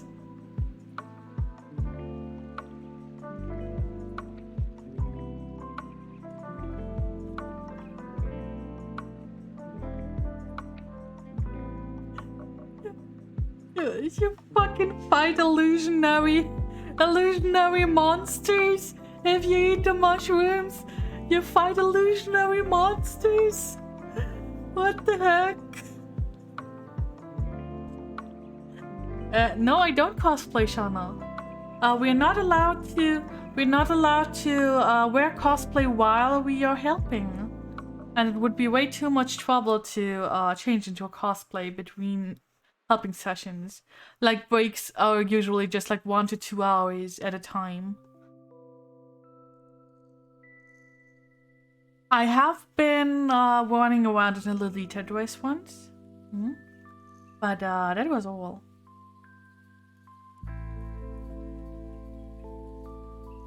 Oi.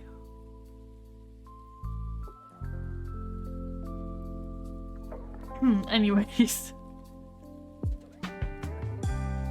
What do you mean? What did I show you? Which one do you mean, channel?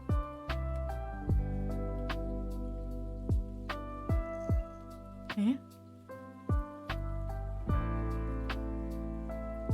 I know I've shown you a picture of me in a Lolita dress before, but that's about it. It was not any cosplay though. Wait. What are you talking about, Shauna? Honestly, what picture are you talking about? Let me check.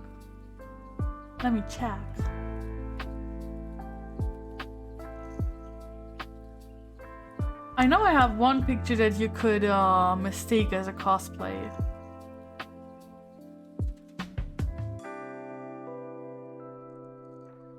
But that picture was actually taken for a school assignment. Let me check. Where is it?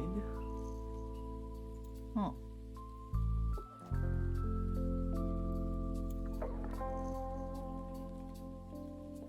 Was it that one, Shauna? The one I just sent?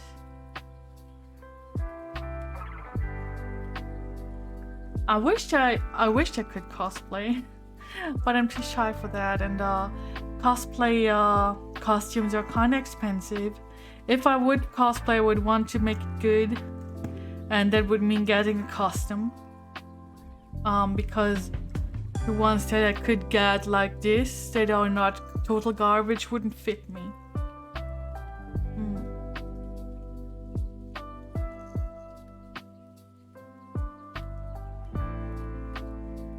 If you mean the one I just sent you, Shauna, because I'm sure I sent you that before, that was not cosplay.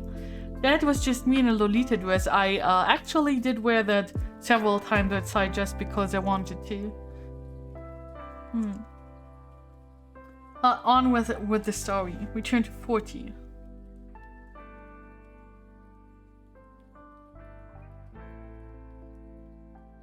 Like I said, we turn to 40. God damn this stupid e-reader.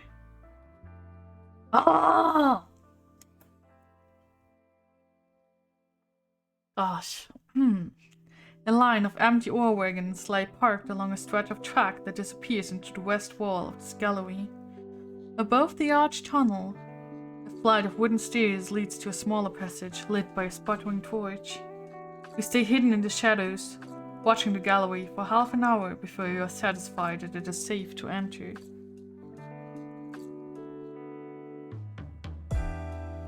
If you have the Kai discipline of tracking, and if you have reached the Kai rank of aspirant or higher to and there, wish to follow the wagon track to and there, wish to climb the stairs to the balcony and explore the passage to and there. Aspirant is before this one, 2 before this one. So yeah, we turn to 3, 4, 9. Judging by the smoothness of the stone floor and the condition of the ore wagons, we deduce that this gallery must serve as a major section of the mines. Oh, Hato sensei! Oh, here's Hato sensei. How are you doing? How are you doing, Hato? Horse. Here's your horse.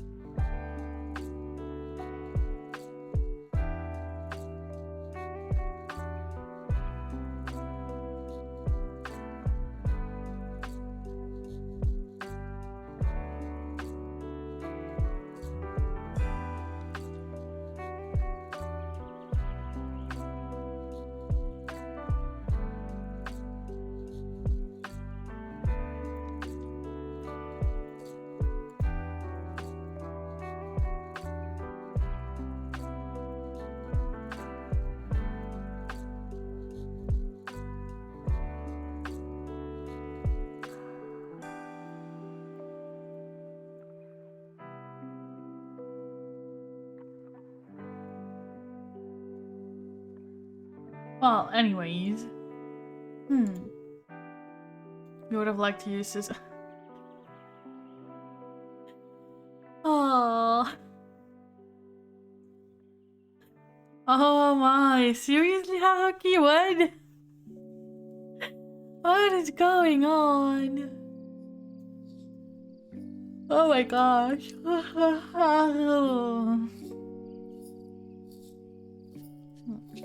Okay. So, this gallery must serve as a major section of the mines. A fresh breeze can be felt blowing out of the west tunnel. It is sensed that you must be near the surface. Huanon lies due west, the same direction as the ore wagon tunnel. Take a deep breath and emerge from the shadows. Cross the gallery and quietly enter the archway beyond. Turn to 55. As you make your way along the torchlit tunnel, you pass several ore wagons bearing the same design branded upon their wooden sides. Cross the moorline above the initials OB. You recognize the seal of Uren Vanalund, the Baron of Ruanon. It confirms the fact that you're heading in the right direction. Suddenly, the sound of approaching footsteps begins to echo along the tunnel ahead. They become louder, accompanied by shouting and the crack of a whip. You wish to dive into one of the empty ore wagons to and there. You wish to hide in the shadows of the rough tunnel wall to and there. Yeah. I wonder, what shall we do? What shall we do? What shall we do? Shana, what do you want to do with a condom?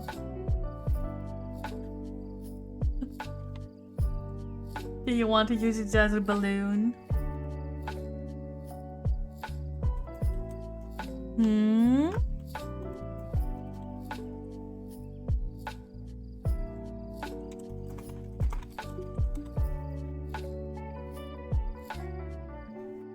Okay, do we hide in the wagon or do we hide in the shadows?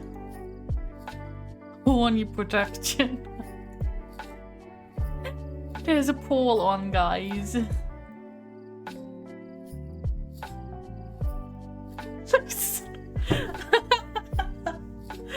Protecting the horns. I think maybe Shana doesn't like her horns to get wet or something. Oh my gosh. Haruki, really? Halud.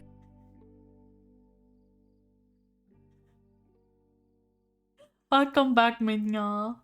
We had this weird myth, if you have a condom in your wallet, you get lucky in the future. So, did it work, Haruki? Did you get laid? You at horns, so slippery. Ah, Shana. That Wowen's another one. Halud. Ah. Well, anyways, we go and hide in the shadows. We turn to 286. You wait with bated breath as a line of haggard men file past your barely concealed hiding place. An escort of banded warriors urges them forward, beating any who falter or step out of the line. Then, each man is forced to take hold of a wagon and push it back along the tunnel. Soon, they have all disappeared from view. Wow, good call, guys. You wait, and when you're sure that the coast is clear, you step back into the tunnel and press on, taking care to keep well in the shadows. You finally reach a point where the tunnel emerges into daylight. To your left, a dense copse has been cut back from the entrance, and wagon tracks lead to a timber gantry above a mound of ore. The men and the guards who passed you are now at the gantry, but they fail to see you sprint from the entrance and dive into the trees. A brief pause for breath is all you allow yourself before setting off through the trees towards Ruanon. Turn to 200. Suddenly got an interesting stream all of a sudden. Oh, Haruki and Hato are both such sweet persons, both saving themselves. So cute. Myth disproved. I mean, if Quali always wants to do a quick one, then I have one in my wallet. Then I guess that's lucky. Hato! Sensei! Honestly, Hato, no! What? Please behave yourselves. Please behave yourselves, okay?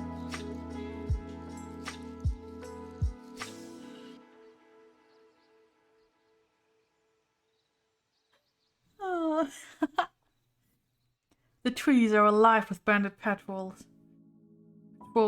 but your quick wits and Kai skills prevent you from being seen by them. Eventually, you reach the edge of the copse. You find yourself staring out across an expanse of open plain towards Ruanon, the sight that lies before you. Very disquieting. Much of the mining town has been burned to the ground. The blackened ruins of what were once shops, cottages, and taverns are now little more than smoldering mounds of charcoal.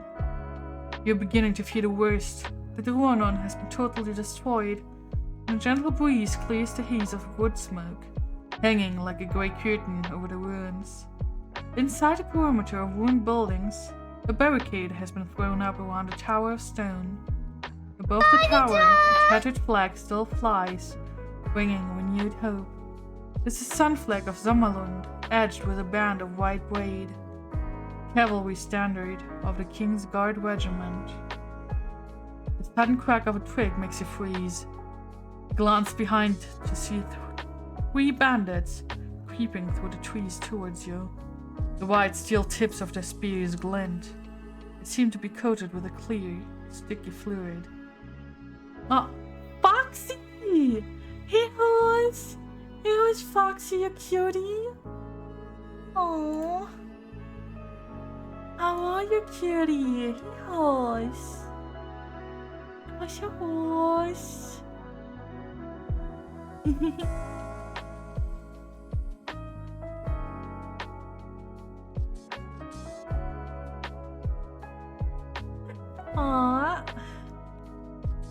Good morning, cute sleepy foxy.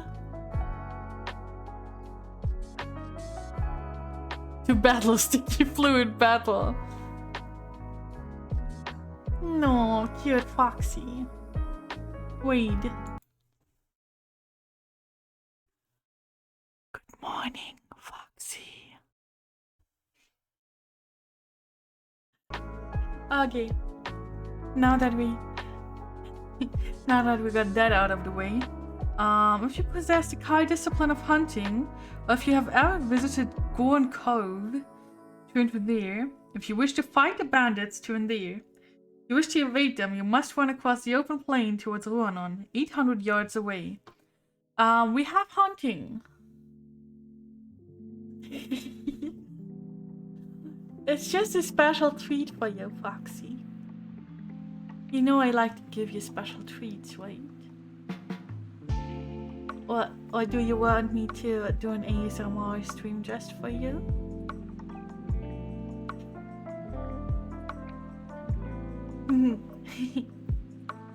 It's cause I love you, Foxy.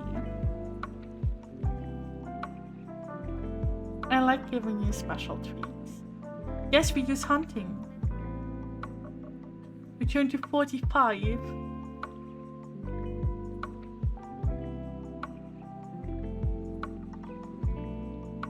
I think I know what you want, Shauna. I love you, Foxy.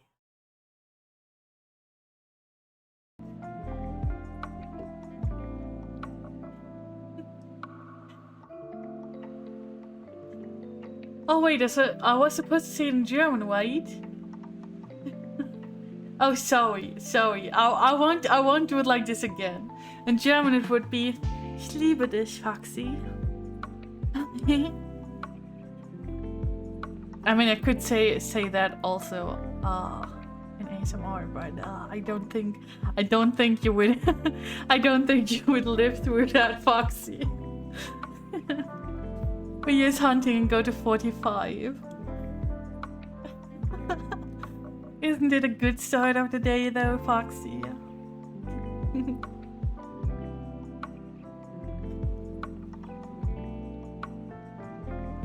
You recognize gnarder and sap dripping from the spears. It is a deadly poison. You dare not risk engaging in combat with these bandits, for the merest grace from one of the tainted weapons could be fatal.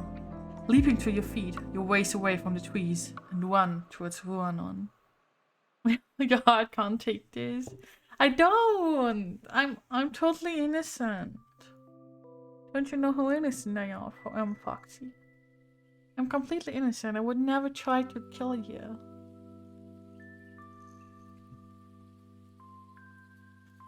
Yeah, it's Shana who redeemed that. I did not redeem that. That was Shana. How lewd.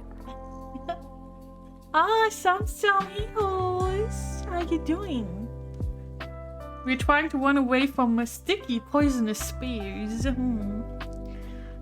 Spears dripping with sticky liquid. From all along the forest edge, groups of bandits emerge from the trees, whipped and scolded by the bullying sergeants for allowing you to escape. This spurs you to quicken your pace, and you cover the first 100 yards with ease. Then, arrows begin to fall around you.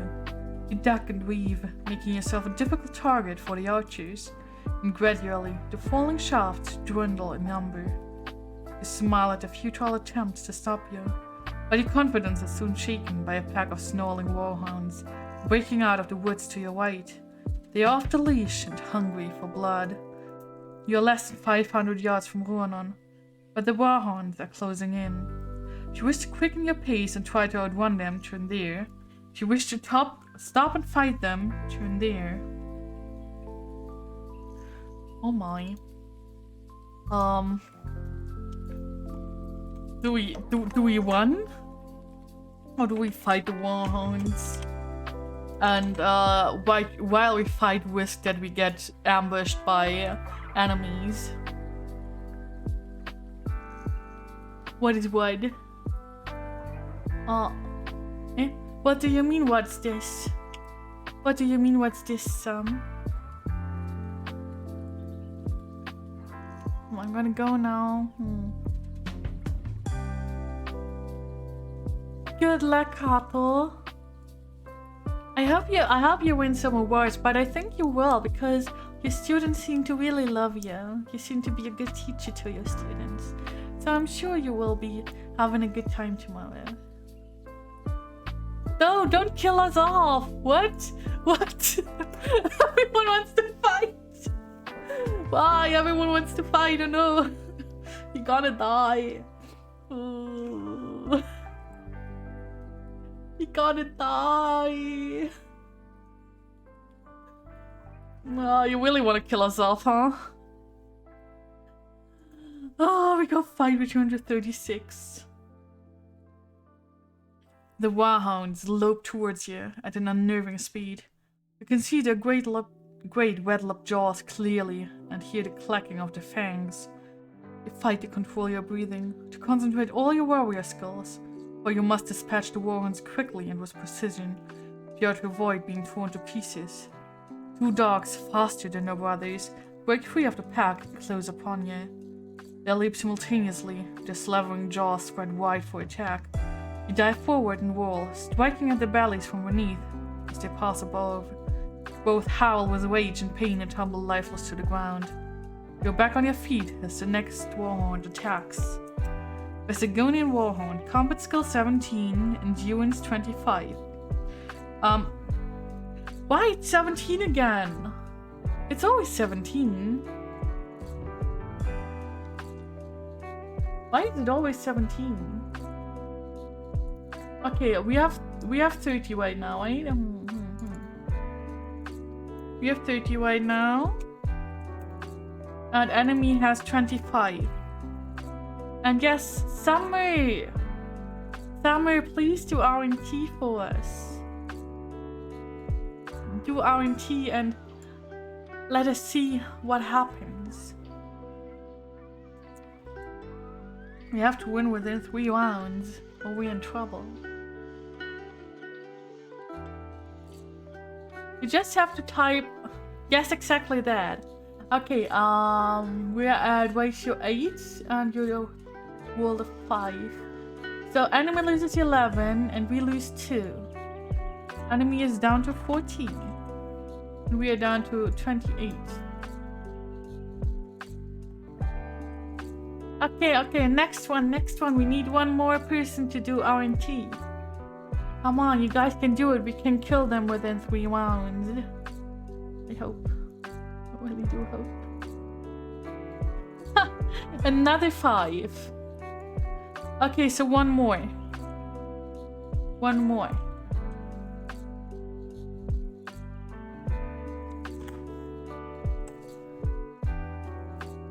Too quick. Oh, it's 6. 6. Animal loses 12, we lose 1. Enemy dead. Okay, we won within 3 rounds or less. We turn to 155. And we take a Lamspur potion. We take a Lamspur potion which gives us back 3 EP, so we're only at 29. But we lose a Lamspur potion. Wait. Where am I? There's a backpack. 1 potion. Okay. Good job, everyone.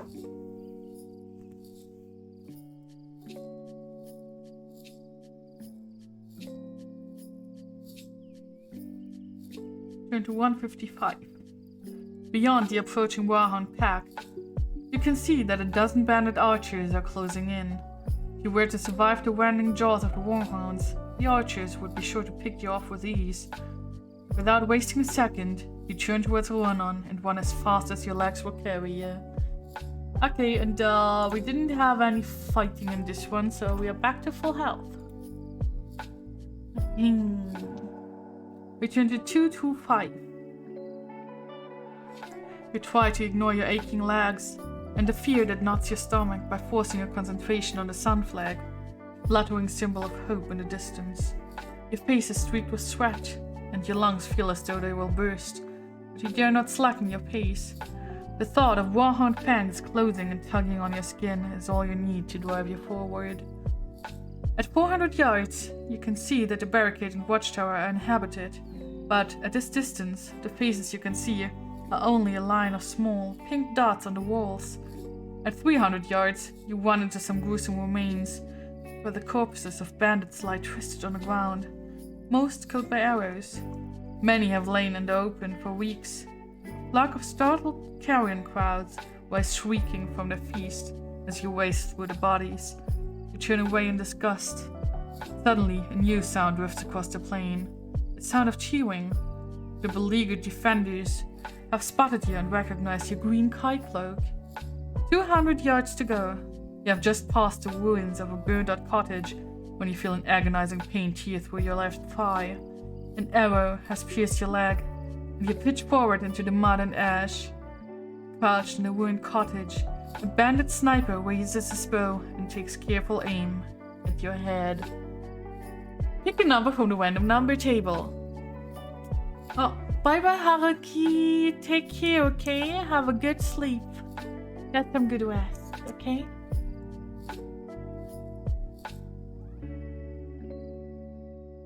Thank you, Moon. Also, which section is this? So section 225 is up to fate, basically.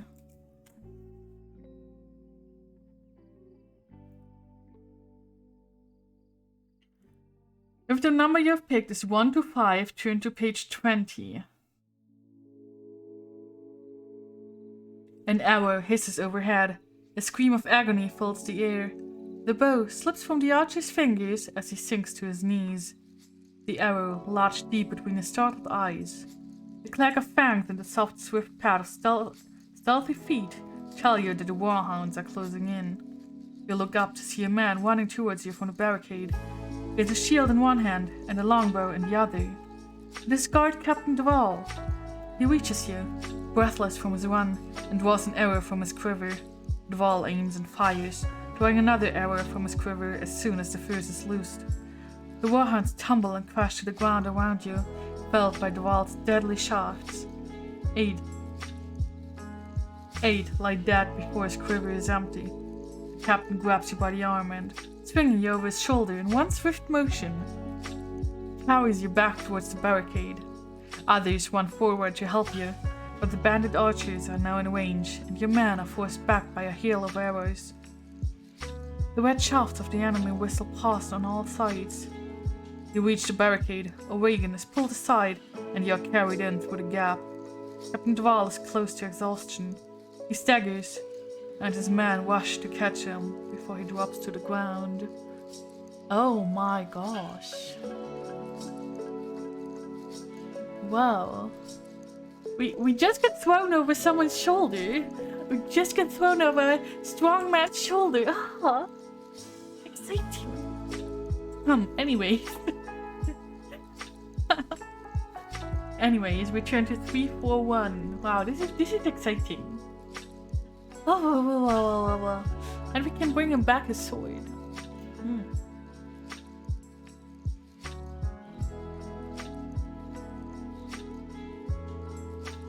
Wait, let me stretch and hydrate. And you guys should stretch and hydrate too. For sure.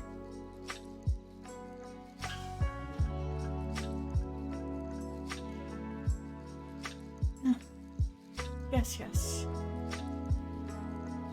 341. A circle of unshaven faces are staring down at you. A soldier cradles your leg as another snaps the shaft buried deeply in your thigh. But before you can even cry out in pain, he has drawn the arrow from your leg with one swift tug. You're very lucky, Kai Lord, he says as he bandages a handful of lamspore to your aching limb. The wound is clean, and the bleeding is but slight. Still is 4 endurance points, but the soldier's quick thinking and skill has saved your leg from infection. With great care, the soldiers carry both you and Captain Duval into the stone watchtower. Come on, EP. Release 4. We still live. Oh, we turned to fight dogs. It's turned into action hero meme. It's MC power right now. Somehow MC power saved us, even though we didn't intend to. Turn to 116.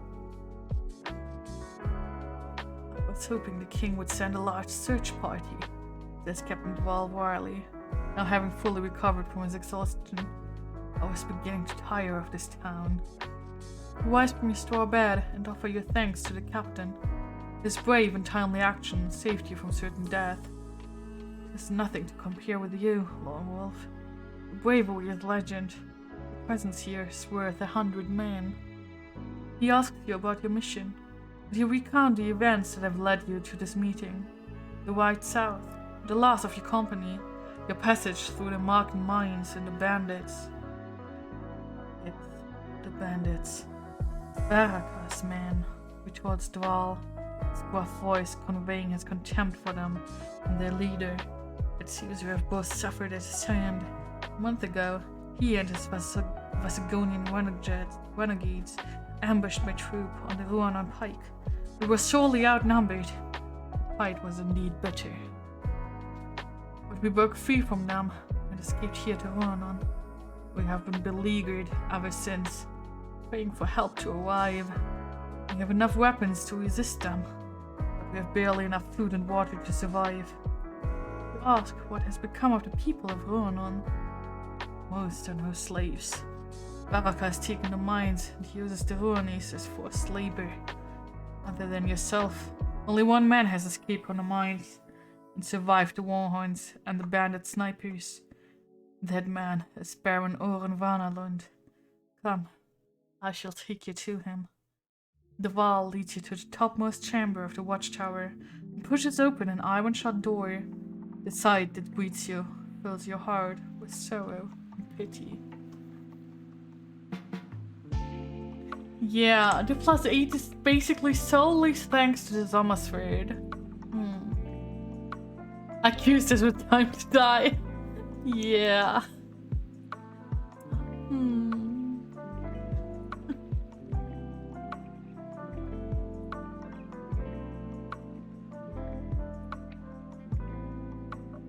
Yes, we are strong.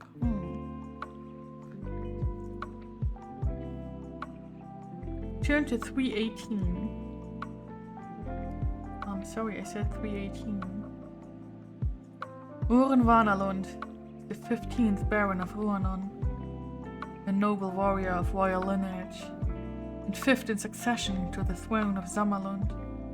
His once proud and chivalrous warlord now lies upon the cold stone floor of the chamber, red-eyed and whimpering like a frightened dog. He has lost everything, says Duval quietly. Baraka has destroyed his castle, his land, his town, and his family. His sons are dead. His only daughter has been taken captive by Baraka himself. I fear the ordeal has turned his mind. The pathetic man raises his tear-stained face, and with feeble voice mutters a curious rhyme, over and over again. When a fair warrior maid on the altar dies, the dead of Markengorg shall rise. You possess a scroll, turn to 279. You do not possess a scroll, turn to 57. You possess a scroll, and we already know this verse. Turn to 279. I said we turn to 279, stupid e-reader. As you unfurl the scroll and begin to read its ominous contents, the Baron struggles to his feet. Word for word, he echoes the prophetic verse. When the full moon shines o'er the temple deep, a sacrifice will stir from sleep the legions of a long-forgotten lord. When a fair royal maid on the altar dies, the dead of Markengorg shall rise to claim their long-awaited reward. must save her, lone wolf. You must prevent the sacrifice. The Baron's voice is choked with emotion. Save who? Who must he save? Questions Captain Duvall as he tries to calm the distressed Baron. My daughter, Madeline. Barak has found the dagger of Vashna. Plans to sacrifice my daughter upon the altar of Marken to release the undead of Markengorg. The Baron explains that during the age of the Black Moon, King Ulnar of Zamalund killed the mightiest of all the Dark Lords, Vashna, with the Sommersword, the sword of the sun. His body and the bodies of all his soldiers were hurled into the bottomless abyss of Markengorg. And to lead the dead to victory first, conquer Zamalund, and then all of the Lost Lands, he says in despair. They stare at the Baron in stunned silence. Baraka completes the sacrifice, all is lost. What mortal army can stand against a legion of the dead? Ours?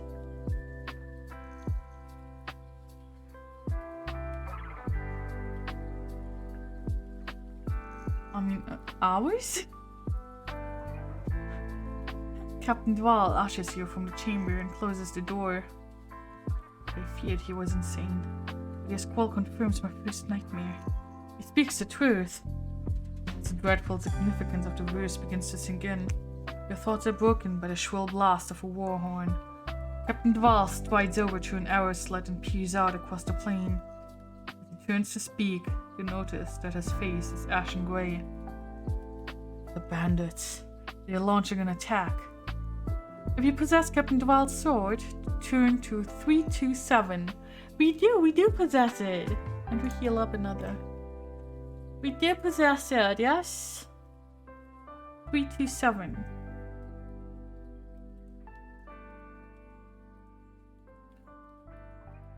You draw the sword and offer it to the captain. A look of surprise and delight crosses his face as he examines the blade.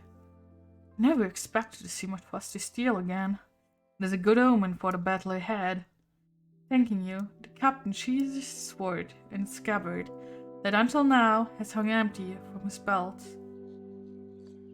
Well, we heal up fully and we don't have the sword anymore. But that's okay. We can do without it. We can make do without it. 1-5. Return to 289.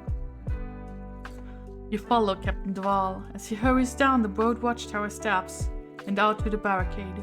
A rolling sound like distant thunder fills the air. Cavalry are pouring onto the plain from all sides, grouping up into battalions in preparation for the advance. Columns of foot soldiers in bright scarlet armor march through the ranks, herding a frightened wall of people before them. "They are Ruanis!" cries Dval, his hand shielding the light from his eyes. "That cur Baraka, he's using them as a shield." That's very, very ill behavior, using civilians as a shield. No good, no. All around here, the captain's men have drawn their bowstrings, awaiting his signal to fire, but it is an order he dare not give. Suddenly, a hidden catapult hurls a massive black rock through the air, straight towards the barricade. You stare in horror as it bursts into flame and disintegrates, showering a rain of blazing oil on everyone beneath. The soldiers cannot evade the deluge, and many are badly burned before the flames are smothered. A battle cry resounds from the enemy ranks, the signal to attack. The Ruanis are pushed aside and trampled by the onrush of scarlet warriors, who now race towards the barricade. The blazing oil has scattered Duvall's men, and the barricade is poorly defended. You hear Duvall shout your name, his cloak and tunic are ablaze. He is screaming for your help. If you have reached the Kai rank of Warmorn, you possess 8 Kai disciplines, turn to 255. We do in fact possess 8 Kai disciplines.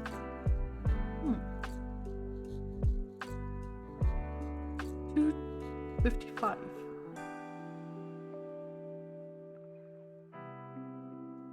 God damn it, I said 255, stupid e-reader.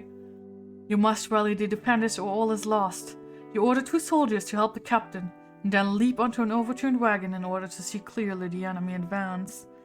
They have already reached the ruined perimeter of Ronan. They're now creeping forward under cover of the broken cottage walls. You shout orders to Duval's men to defend the barricade, but the enemy are less than 100 yards from the wall. You are afraid it might be too late to repel their attack.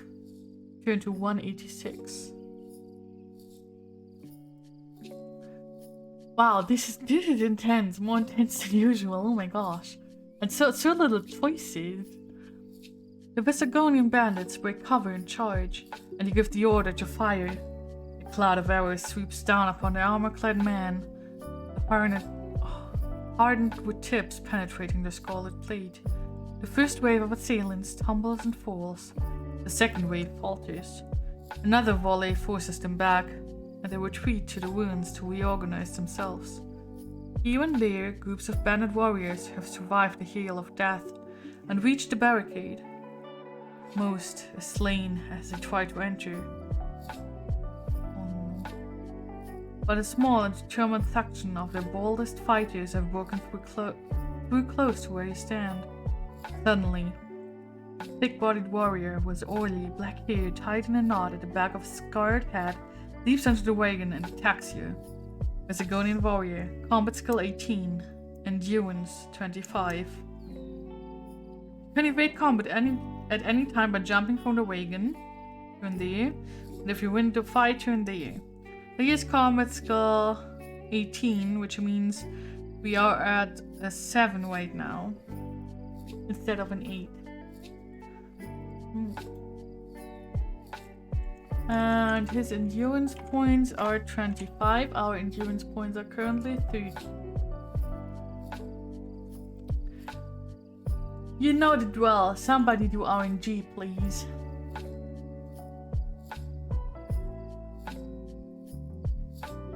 One pound.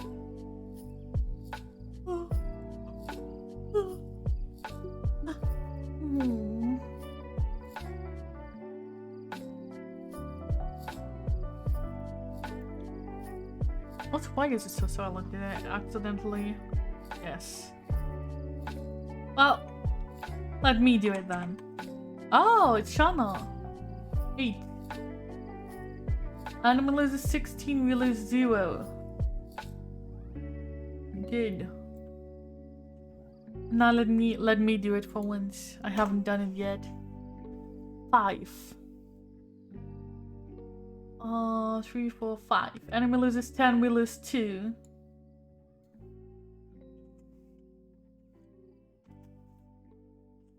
$28 enemies dead. No, again. Oops. Wow. Good. Good. Oh yeah, EP current. 28. You work too slow, Nihida. I want to do something too sometimes, you know? Okay. We won. So, we turned to 2-4-3. Duval once passed the wagon, leading a dozen of his best swordsmen in a countercharge, driving the enemy all the way back to the barricade. None escaped alive. Those who survived Duval's swordsmen are cut down on the plain by his archers as they run towards the ruins. The shout of victory has barely died away before you are faced with a new threat. Turn to 124.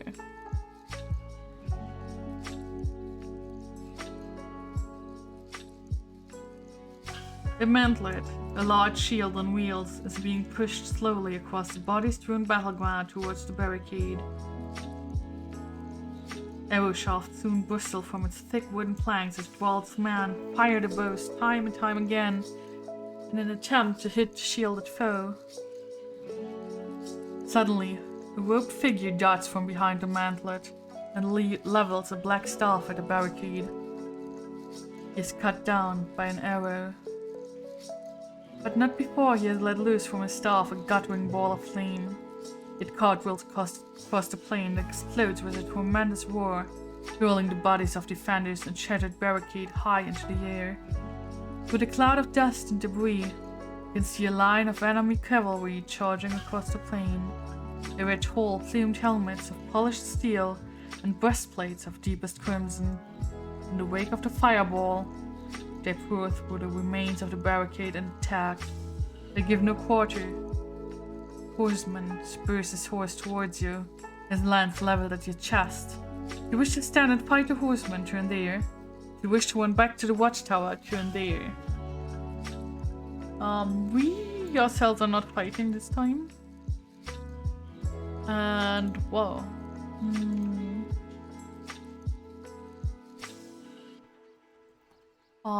Fight or one back.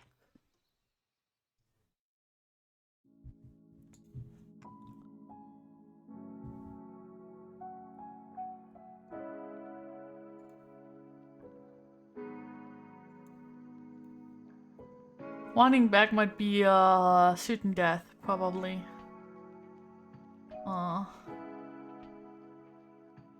Also, special items. We don't have the.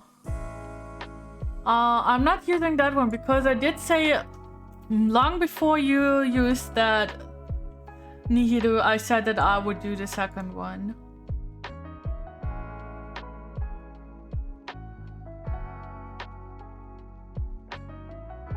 I do it with Shana because Shana sometimes can't, due to certain circumstances, sometimes can't react as quickly as some other people.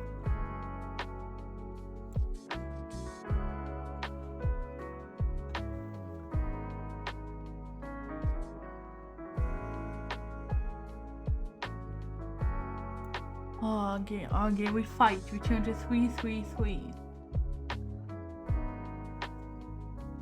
The horseman is charging at you very quickly. You will only be able to fight for one round of combat before the momentum of his attack carries him past you. Combat skill 20, endurance 28. Oh my. You lose more endurance points than your enemy in this round of combat, turn there. If your enemy loses more endurance points, turn there. If you both lose exactly the same, turn there. I mean, we can probably still do that. Well, you can still do RNT now, Nihiru. Combat.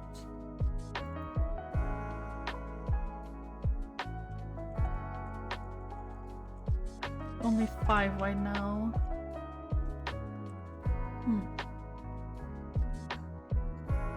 So, what will it be? 2. Enemy loses 7, we lose 3. 20. Your enemy loses more endurance points than you in this round of combat, turn to 220. Your blow has unhorsed the bandit. He falls to the ground heavily, shattering his lance beneath him. He staggers to his feet and, raising the hinged eye shield of his helm, he stares at you and smiles wickedly, exposing a jagged line of blackened teeth. He spits his battle cry and runs towards you, unsheathing a broadsword as he closes in. If you wish to fight the warrior, turn there. If you wish to evade combat, turn there. Oh.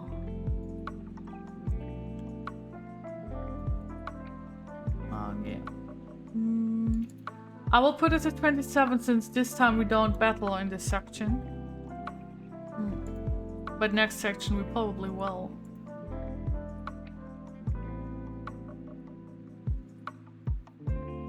Everyone just wants to fight. Everyone just wants to fight, oh my gosh. Yeah, I guess we don't really need one for this.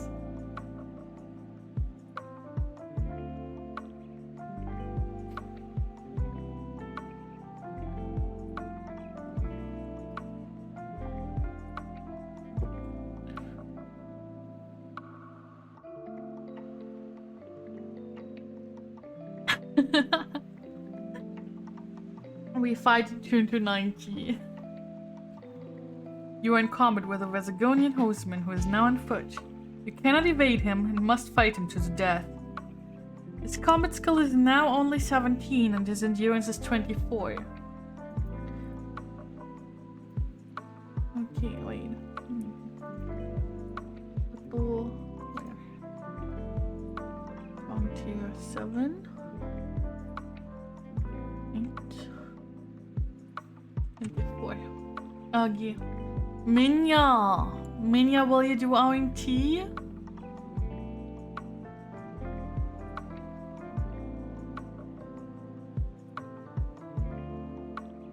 Yes, we are back to 8 because he only has 17 now and not 20. 1.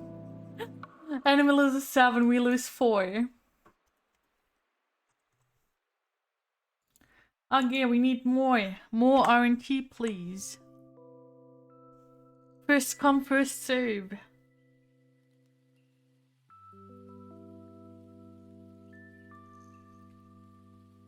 This puts you an OJ player. Oh my, 3. Okay, 3. Enemy loses 9, we lose 2. And 21. Okay. Maybe Moni can do it. Maybe Moni can do the last one. Because well, okay, if it's a 1, we won't kill him. But everything upwards over 1 will be a kill. Moni goes for West is just overkill. Good job, Moni, good job. Good job. West is overkill. Aww.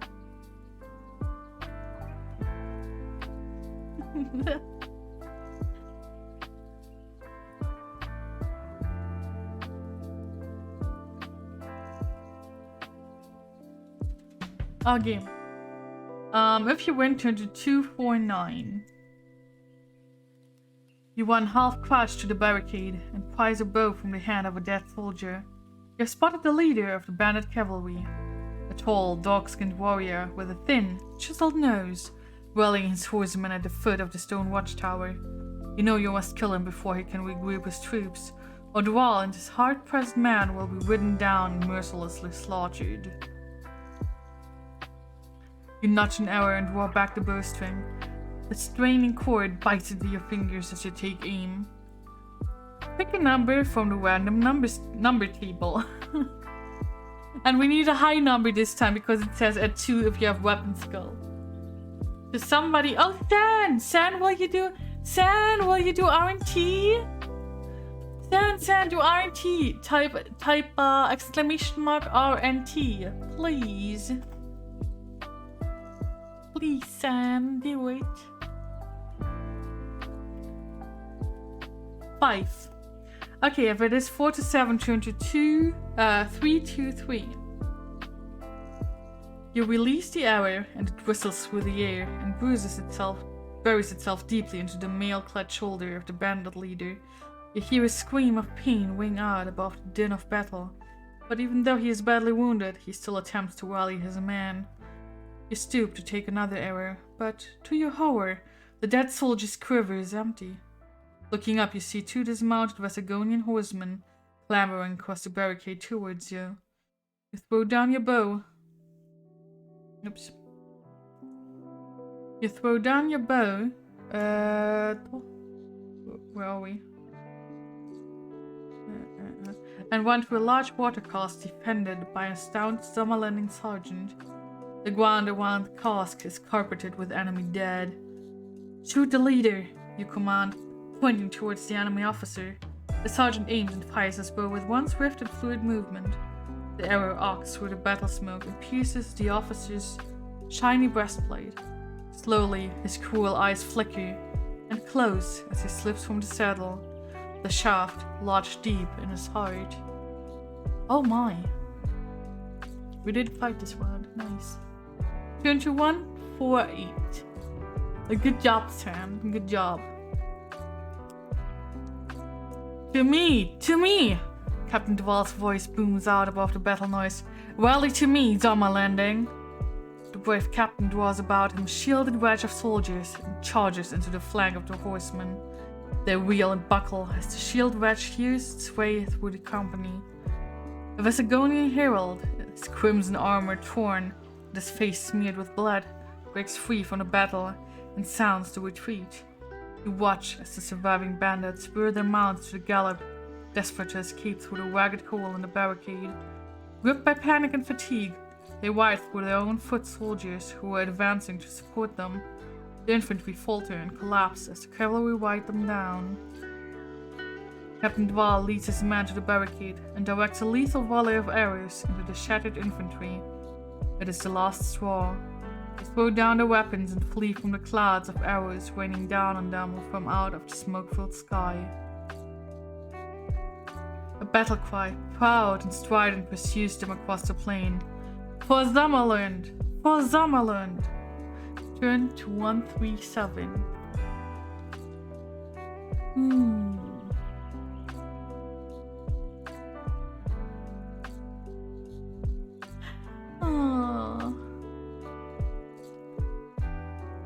Dan, do you not know the Lone Wolf gamebooks?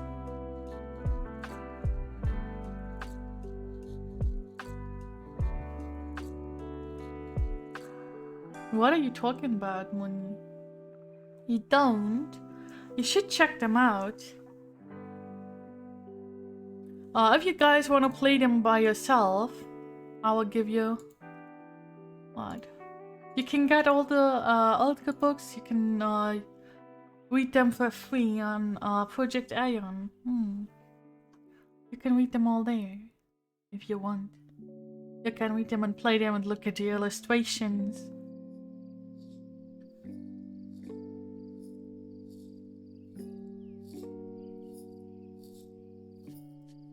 All around the barricade, the enemy are retreating in disorder. Banded war horns announce the withdrawal, exhorting the defeated warriors to flee the battlefield.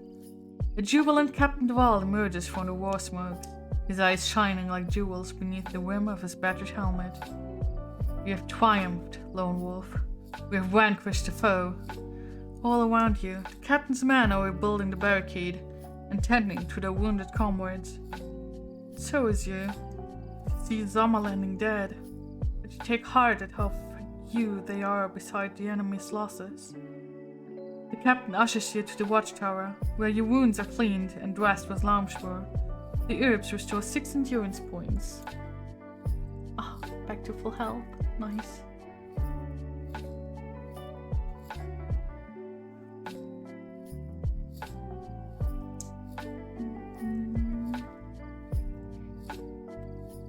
We have beaten this foe, but I fear that it is but a temporary reprieve, says the captain, his face now composed and somber.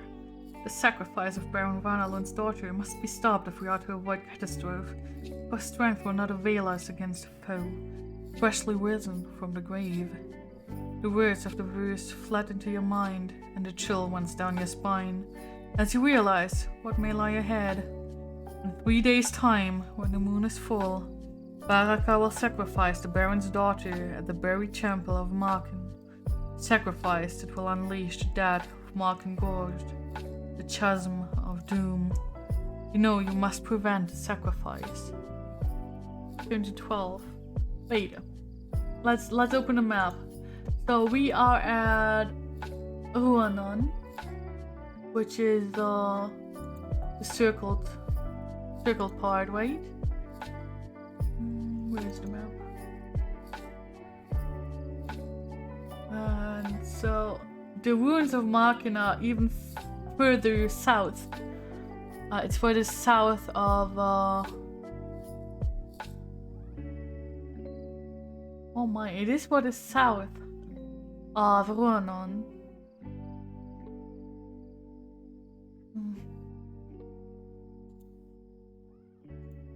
I hope we can make it in 3 days. In less than 3 days.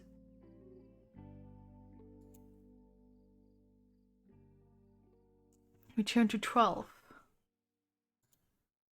Oh my, oh my. Oh, oh, oh.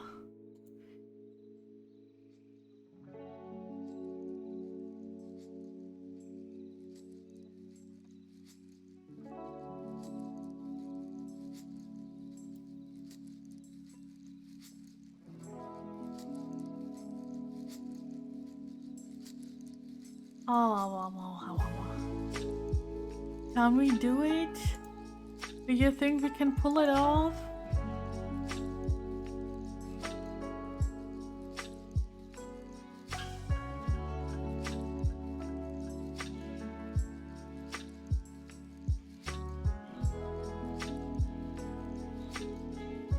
Hmm. 50 miles south of Ruanon, the ruined city of Marken teeters on the brink of Marken Gorge. Cold sweat breaks out upon your brow as you contemplate the difficulty of your mission, for you are separated from your goal by 50 miles of enemy-held territory. But there is still a flicker of hope. With the enemy in confusion and retreat, your chances of success will be far higher now than before the battle. Before you set off on your perilous mission, Captain Dval offers you the choice of the following equipment and provisions: enough food for 3 meals, enough rope, potion of Lamspor, sword, spear. Make the necessary adjustments to your action chart.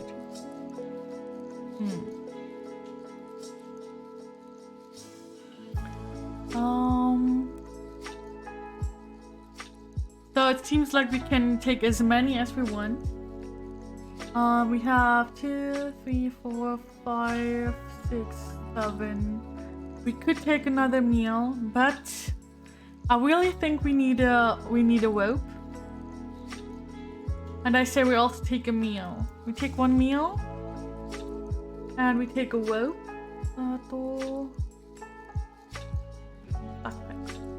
We ditch the one Lamspor potion and take a rope. Okay, 1, 2, 3, 4, 5, 6, 7, 8. Good. And I think we can take. Should we take a sword or a spear?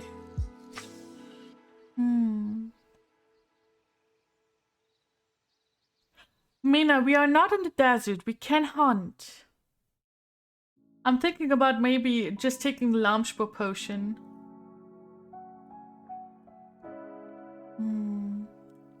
We don't really need that much health. We have a lot of health. And we still have 2 Lamspor potions.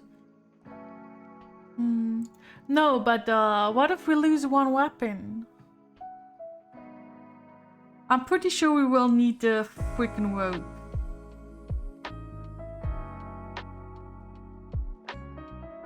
And sometimes it asks, do you have this or do you have that weapon? We do have a sword, so maybe the spear.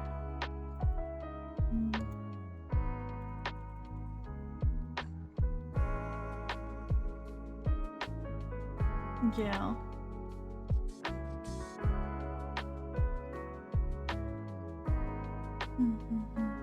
Okay, let's go. Yeah. We put the rope. I left one of our Lamspor potions behind, so we could take the rope.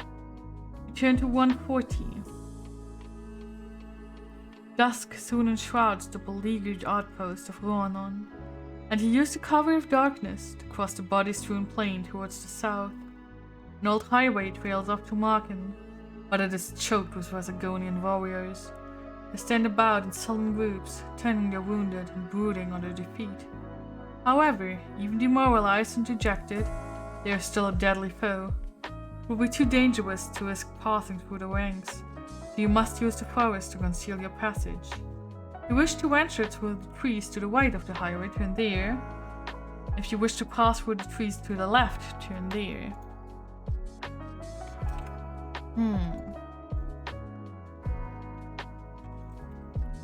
We can pass right or pass left.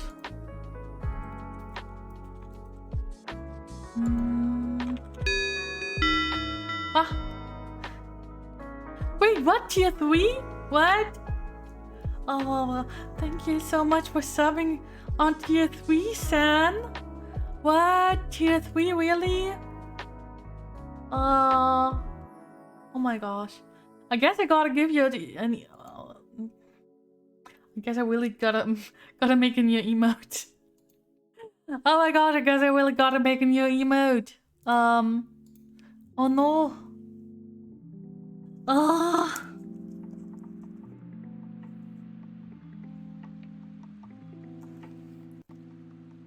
what? Eto. I do worry about it. Look, you have the cute tier 3 flare. I like it. It looks cute with the cookies. I don't even know what kind of emotes to make. Oh no. Oh no. Eto.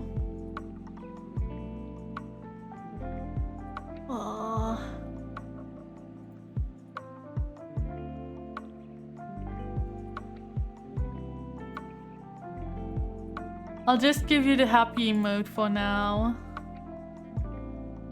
Okay. Ito. Where is it?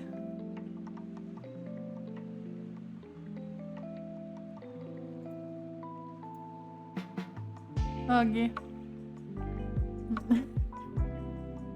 Well, the happy emote is now yours to use instead of just follower emote for now. Just think of follower emotes sometime. Deemed. Okay. I do worry about stuff like that. So I guess we venture to the left, right? Oh, left we go.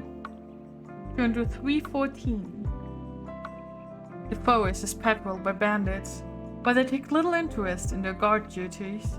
And if you find it easy to avoid them in the dark, then, by chance, you come across a small log cabin hidden deep in the woods. A candle flickers at the window, and the door is ajar. If you wish to enter the hut, turn there. If you do not wish to enter, continue your mission by turning there. Enter or ignore? You have 3 minutes for this. No, let's make it 5 minutes while I go and take a break. Because it really is time for me to take a break, oh my gosh. I've been here for over 3 hours.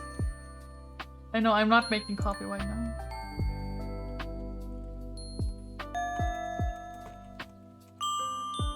Okay, once again, the clock is in the upper left corner.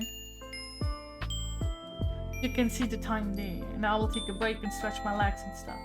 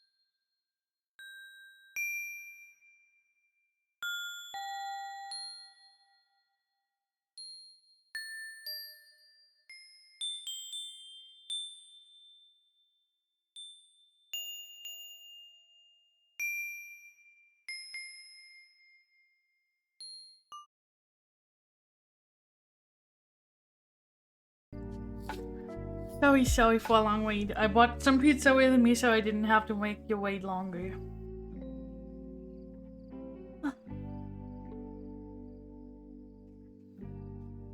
Ugh. I'm slightly cold. Let's view the results.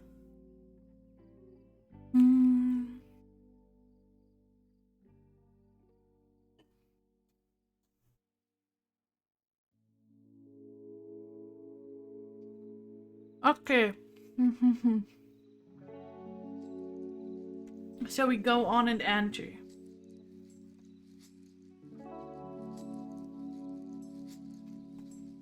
We enter the hut and turn to 53. The door slams shut. What? Here's San. Thank you guys for welcoming me back. The door slams shut and you spin round to see a bandit leaping at you from the shadows. His head is a mass of bloodied bandages, but he's armed and determined to fight. Wounded bandit, combat skill 13, enduring 16. He fights you with his back to the door and you cannot evade him. So... Wow, this is laughable. What the heck? So the ratio is 12 for this one. So 4 more than during the lost battles. We are currently at full health. And the bandit only has endurance of 16. So somebody start with R&T, please.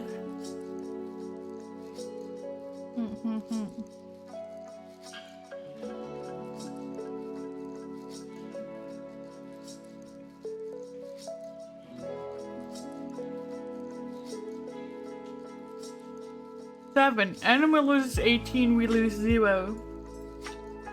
Instant kill. Now that was easy.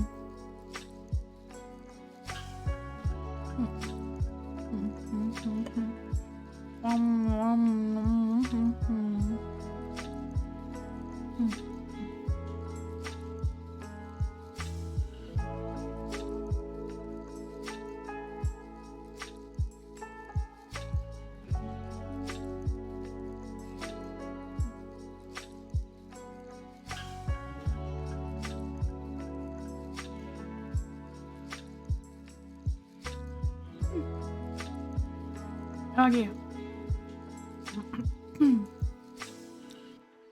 Let's go. We turn to 109.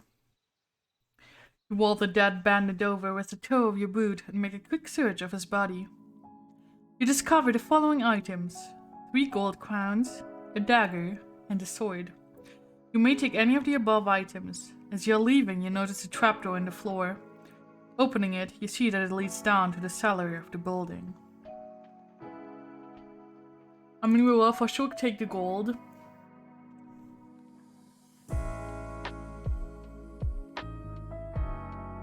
I will not do a poll for this one. It's a given that we go and search the cellar. We turn to 3447 to search the cellar.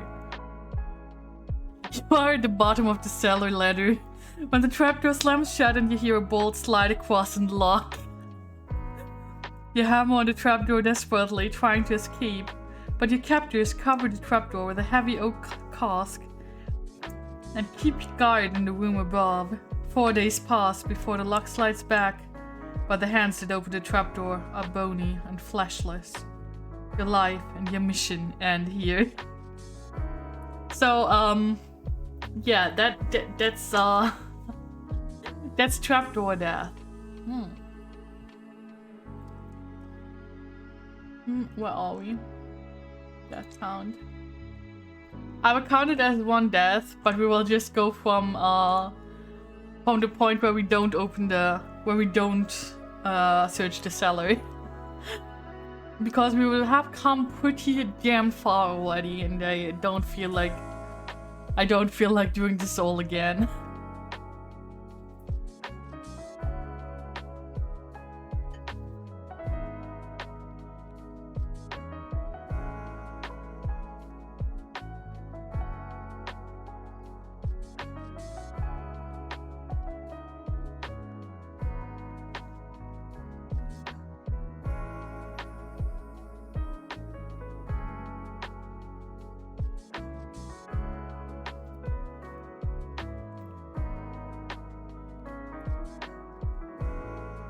Shana, we are always curious, okay?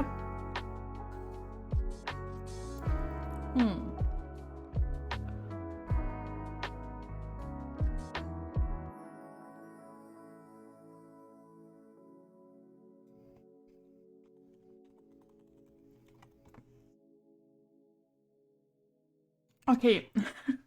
Let's see what happens if we just leave the hut. Maybe we can actually win this. 258.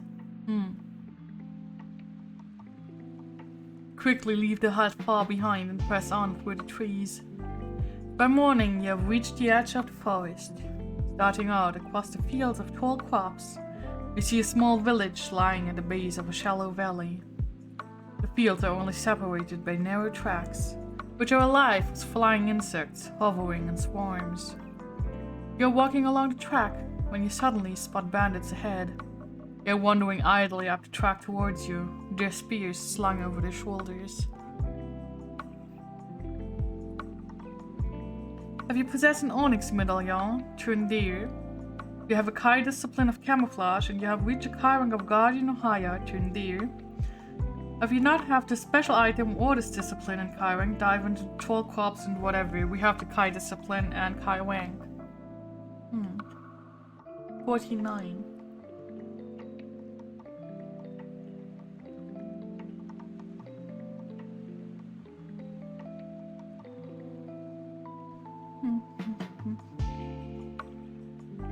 Lifting your feet high, you step into the tall crops, taking care to part them first with your hands.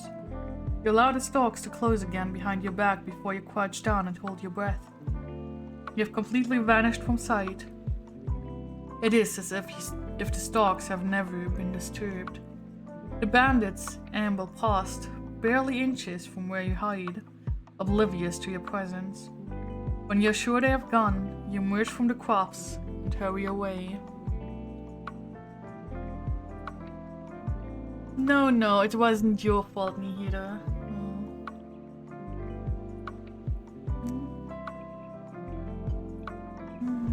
Pizza is yummy.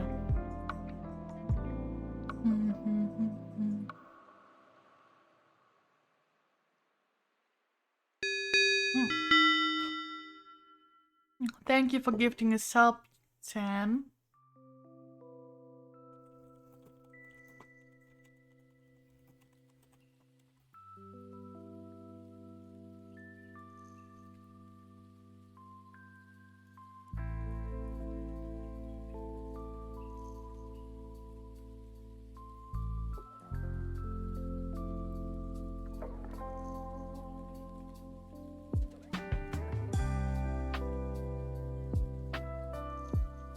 Oh, wait.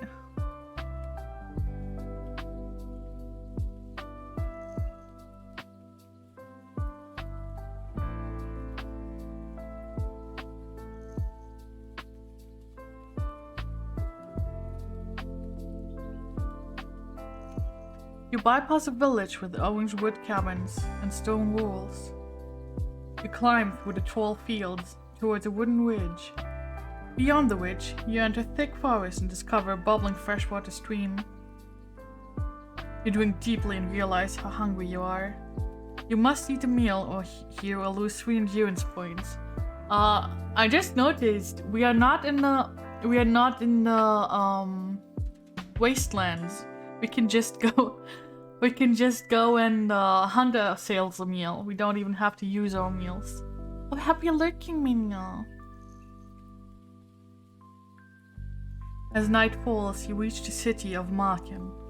The gaunt, weed-infested ruins of the shattered city are spread like a vast graveyard and bathed in the eerie light of a near full moon. The sound fills the air like the waiting of lost souls. It is the cry of Marken Gorg. It has been nearly 2 days since you last slept, and fatigue begins to overwhelm you. Drawing your kite cloak about your shoulders, settle down to sleep. You will need all your strength for the daunting task that lies ahead. Turn to 142.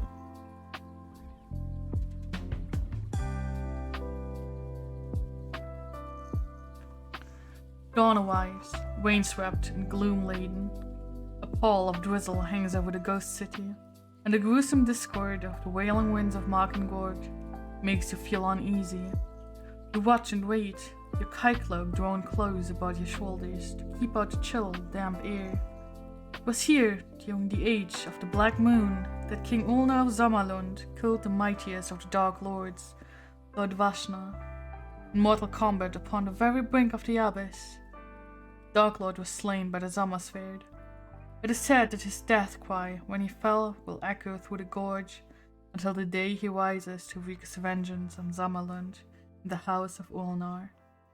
Your stomach contracts at the thought that this could be that very day. For 5 hours, you observe and take in every detail of the ruined city. The first line of the strange verse keeps repeating itself in your mind. When the full moon shines o'er the temple deep. The temple must be underground, and there must be an entrance to it. But where? You study every crack in the broken ground and eliminate all but 2 possibilities. A crypt door guarded by 2 Vesagonian warriors, and a flight of marble steps descending into the earth between 2 columns of fractured pillars. You wish to try to enter the temple through the guarded crypt door to enter 183. You wish to try to enter the temple via the unguarded marble stairs to enter 270.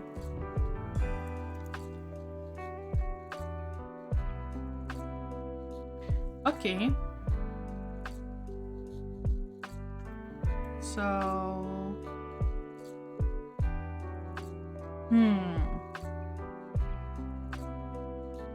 I have a bad feeling about those stairs being unguarded.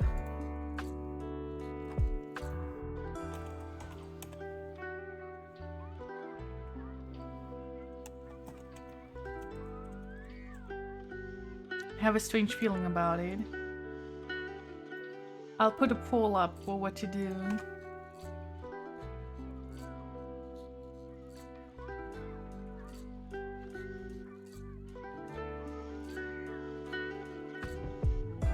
You can vote to kill us or to let us through. I don't know what is better. To fight or not to fight.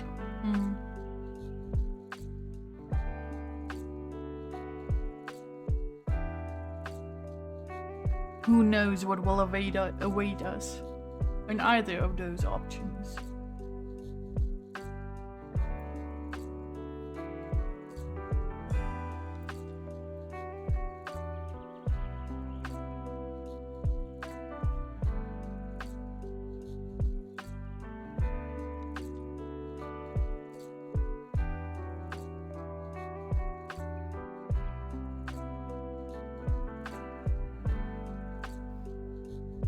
Oops.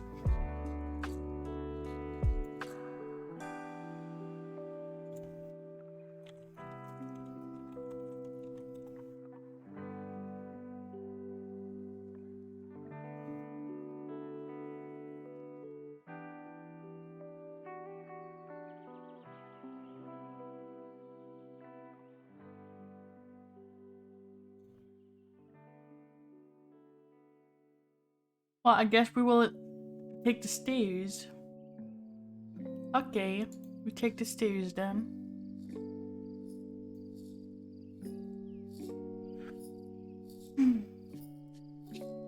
Return to 270. The rain and the gloom hide your approach, and you reach the marble stairs unseen. The steps are overgrown with mold and weeds, but a path has been trod through them, leading into the darkness of a huge underground vault. If you possess a torch and a tinderbox in your backpack, turn there. If you possess a fire sphere, turn there. If you have neither of these items, you can continue your way forward in darkness. Or, alternatively, you can leave the vault and attempt to enter the temple via the crypt door. We have a torch and a tinderbox. Sadly, we don't have a fire sphere. Fire spheres were available at some place in the last adventure, but we didn't get one in our final one. Well, we only have to climb them down right now. Return to 29. Sorry, I said return to 29. The torch burns fiercely for just a few seconds before it sputters and dies. You try to relight it, but it is hopeless. It simply will not burn. You possess other torches in your backpack. You will also discover that for some mysterious reason, they will no longer light. You need not erase any torches from your action chart in this instance. You possess a fire sphere, turn there. You wish to continue in the dark, turn there. You wish to leave the vault and attempt an entry via the guarded crypt door, turn there.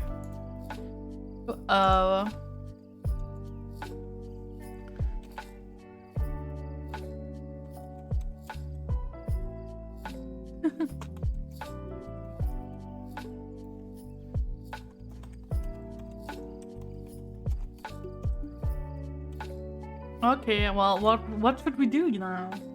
Should we continue in darkness, which might be suicide? Or go to the crypt door and risk that the guards will alert everyone else of our presence?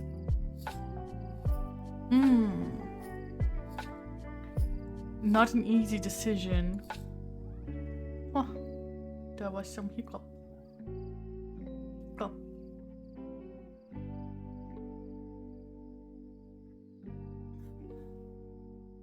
You light sand? Shana, no lighting up, friend.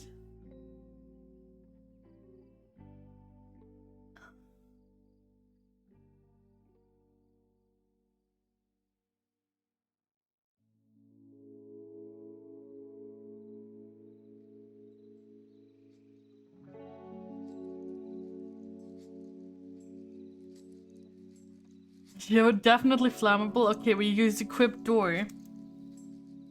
Return to 183. You manage to reach a tangle of wires growing near the crypt door, and from here you can observe the Vesagonian guards undetected. Most soldiers appear on horseback, riding into Marken from the north. They dismount and approach the door. Password, shout the crypt guards. Loan, reply the soldiers. The door opens and they are allowed to enter. Armed with the password, you decide to try to enter in the same way.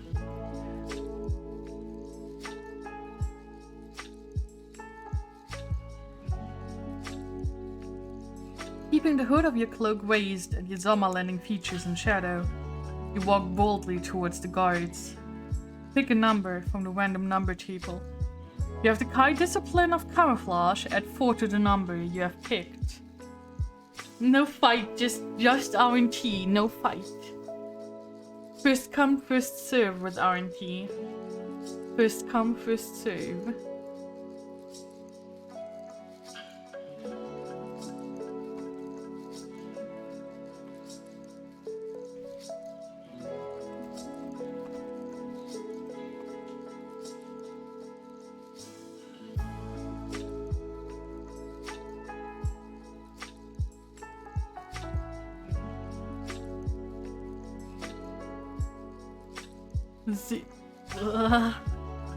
Wow.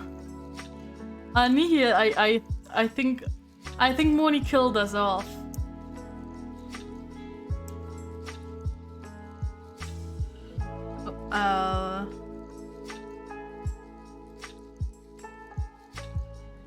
The 183 is a fate thingy. Since we can add 4 with camouflage, I guess it's the bigger one that we need to be able to do, but 0 plus 4 is 4, so we turn to 198.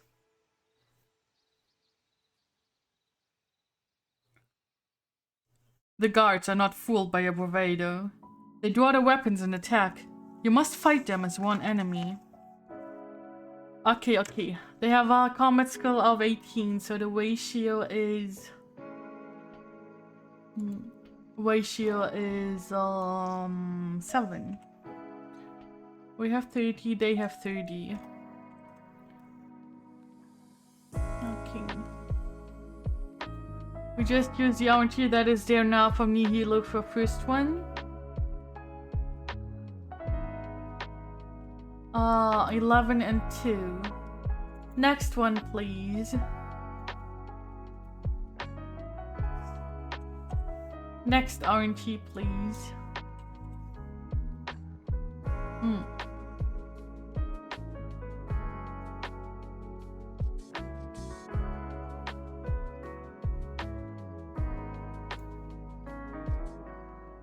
Maybe Stan or Shauna can wall.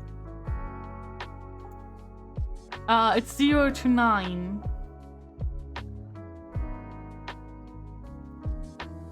Stan, do RNT, please. Oh, that's a kill for us. We killed them. They dead.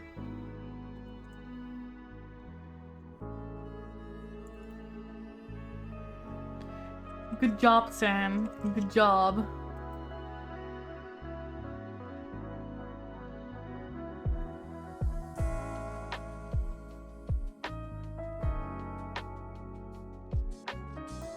So, okay.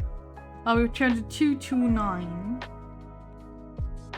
You drag the bodies into the thorny briars and conceal them before entering the crypt door. Once inside, you close the door behind you and follow a wide torchlit corridor towards the east. 235. I mean, I have D10 too, but you wouldn't see what I was rolling. And in the books itself, it actually works with a sheet of paper, where you close your eyes and just point somewhere on the sheet, and wherever you land will be the number you have.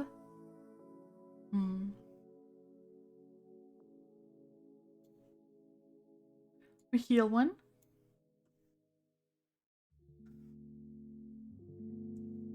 The corridor ends at a flight of steps that descends 100 feet into the earth. At the bottom, a short passage leads to a junction where a tunnel runs from north to south. To the north, you can see a torchlit cavern with what appear to be observation slits carved into the wall. To the south, the passage leads towards a low balcony. You wish to investigate the torchlit cavern? Turn there. You wish to take a look over the low balcony? Turn there. What did we do? Cavern or balcony? Ah.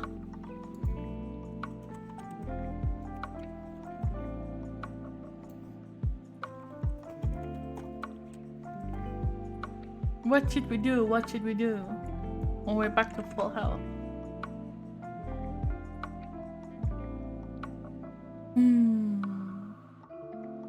I wonder what we should do.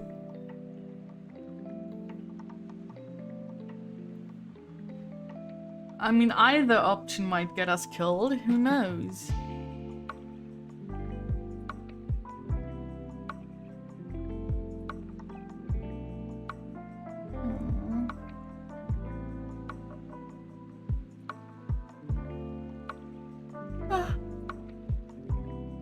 I'm so tired, but I want to try to finish today, unless we die again.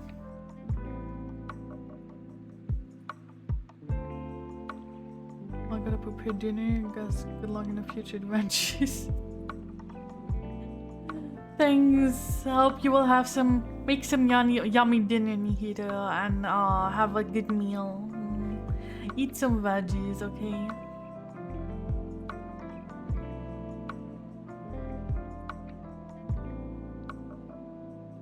Research the cavern. Okay, we turn to 177.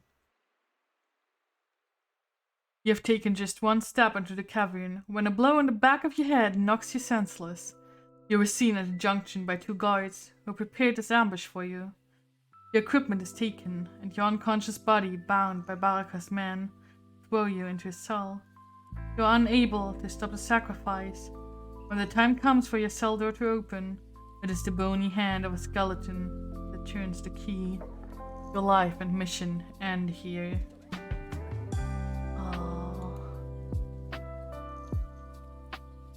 Uh-oh. What? Tiana found you, Sen?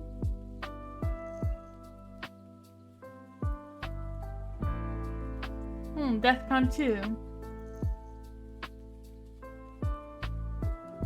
But if they were at the junction, shouldn't we be dead even if we do the other thing?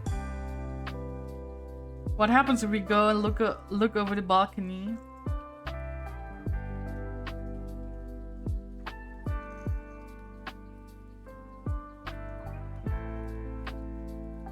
Which bit?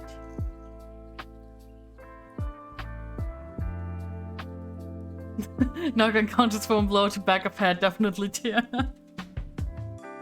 So that's how it works, huh? Oh. I don't remember where we were. Do you remember where that was? Which section? Yes, that's how we died. We went to the cavern, got smacked over the head, thrown into a cellar, and when the door was opened, it was an undead creature, and we just died.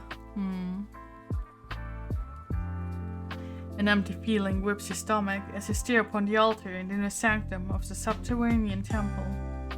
Your Kai senses burn as every nerve in your body is screaming a warning to flee from this evil chamber. Huge braziers of molten metal encircle a black altar, upon which lies fair Madeline, daughter of Baron Ranalund. She seems to be entranced. Her breathing is slow and shallow. Beyond the altar lie two massive doors, a gigantic skull engraved upon the black stone surface. Out of your view, another door opens, and a procession of red-cloaked priests enters the temple. Their heads are covered, and they each carry strange amulets of black stone. They file past the altar, depositing the amulets in a circle around the young girl's body, and then file out again in total silence. Then you hear the sound of a distant drumbeat. It grows louder and nearer. The measured steps of steel-shod boots resound in its wake. Baraka is approaching. Yes, we died again.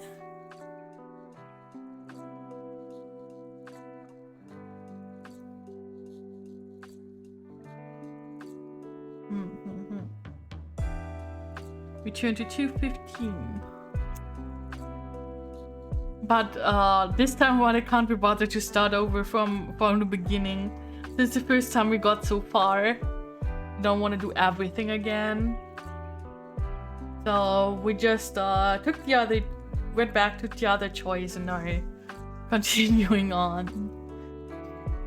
Baraka carries the stench of death and decay about him.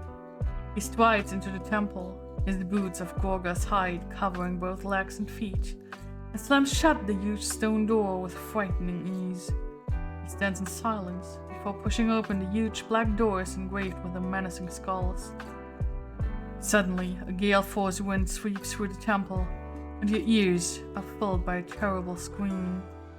Beyond the open doors, a pier of stone juts into the abyss of Marken Gorge. You're staring into the Chasm of Doom. Baraka turns away from the windswept pier and walks slowly towards the altar. From a hidden scabbard, he removes a twisted black dagger and holds the stiletto blade to the light.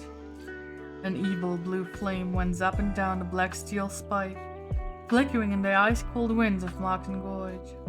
The sacrifice is about to begin. If you wish to draw your weapon and attack Baraka, turn there. If you wish to distract his attention from the altar without attacking him, turn there. Which section are we on? On 215. Okay. Well, let's see.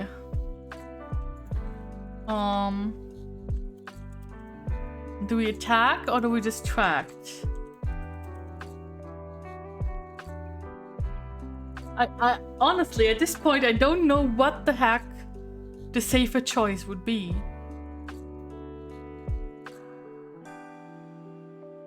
What the heck would the safer choice be? I have no idea. We don't have an bow. We don't have bow and arrow, so we are over them. How are we supposed to attack him?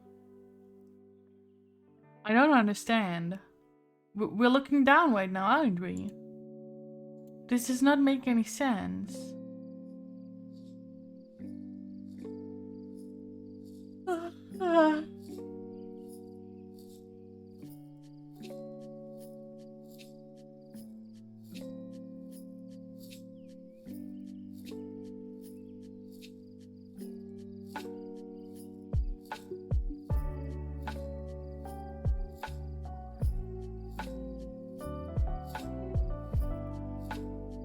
I guess we try to distract.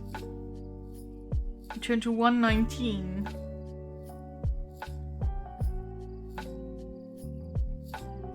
Hold your blade, Baraka. Your life is not yours for the taking. Wait, I did not expect us to just shout. I thought like maybe you throw a stone or something. What? Your words ring out above the howling wind. The renegade noble turns to face you. His laugh is piercing as your command. He advances towards you, the flame-like dagger held high in his mailed fist. You draw your weapon and enter the temple. If you wish to enter into combat with his warrior lord, turn there. If you wish to try to free Madelon, turn there. What? What's happening?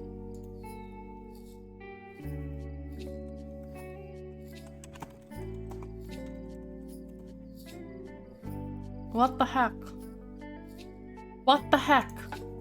What the heck is with these choices?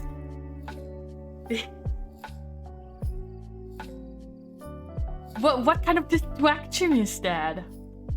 What kind of distraction is just shouting at them? What the heck? What? Save the maiden in distress and get killed in the process? Evil job that is. But wait, we're not a hero. Are we a hero? We're not a hero. Steve Melon. Oh.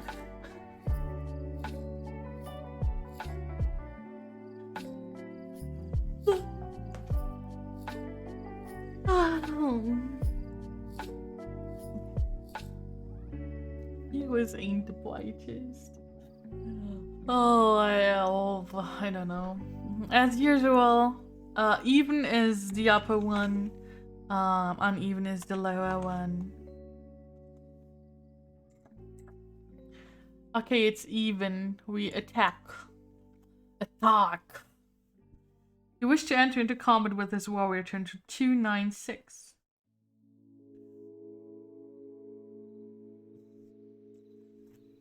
Gosh, here we do. You possess the Zama Sphere, turn to 122. We do possess the sword.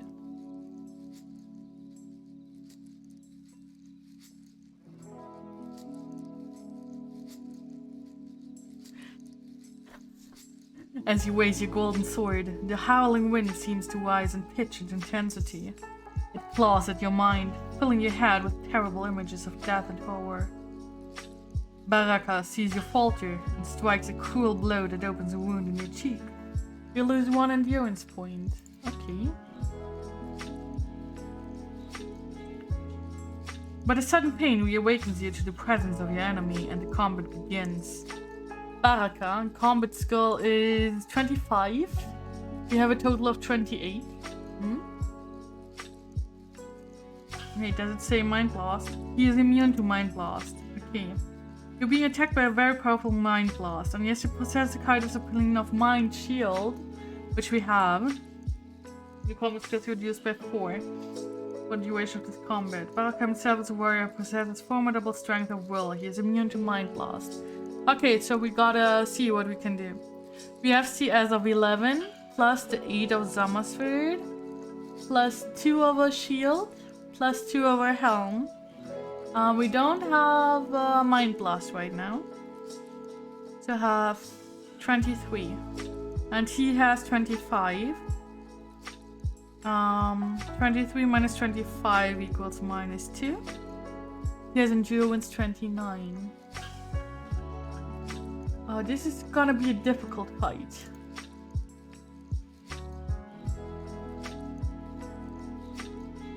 We're definitely at a disadvantage here.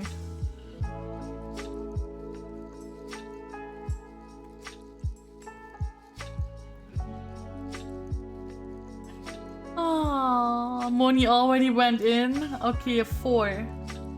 3, 4. Enemy loses 5, we lose 4. Next one, please.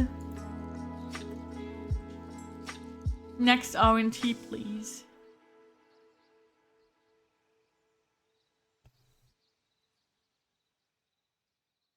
We gotta persevere, guys. If nobody does this, Mina is the 0. Enemy loses 11, we lose 0.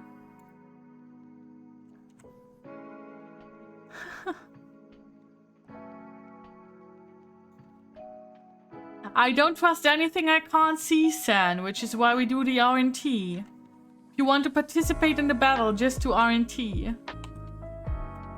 I want to do R&T. Another 0! Wow, lucky.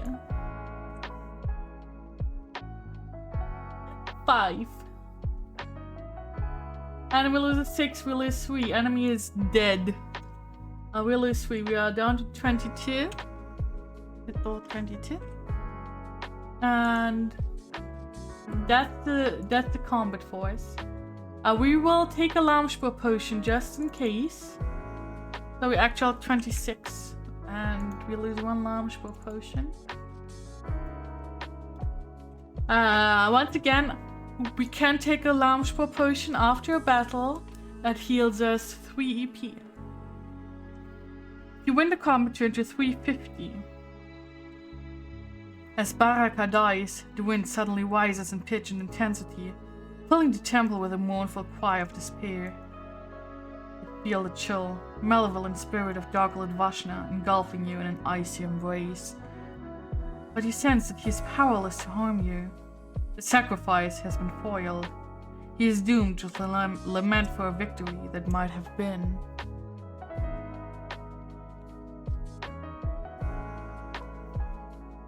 Lying on the black temple floor is the dagger of Vashna. Yeah.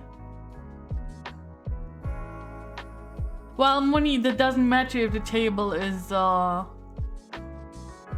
different because the R&T is just random from 0 to 9. Moni. Lying on the black temple floor is the dagger of Vashna.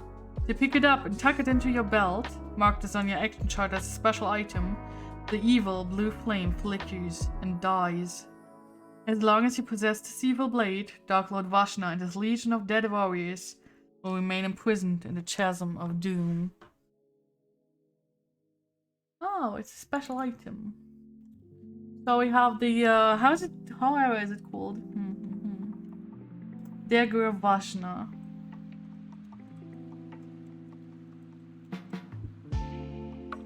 Okay.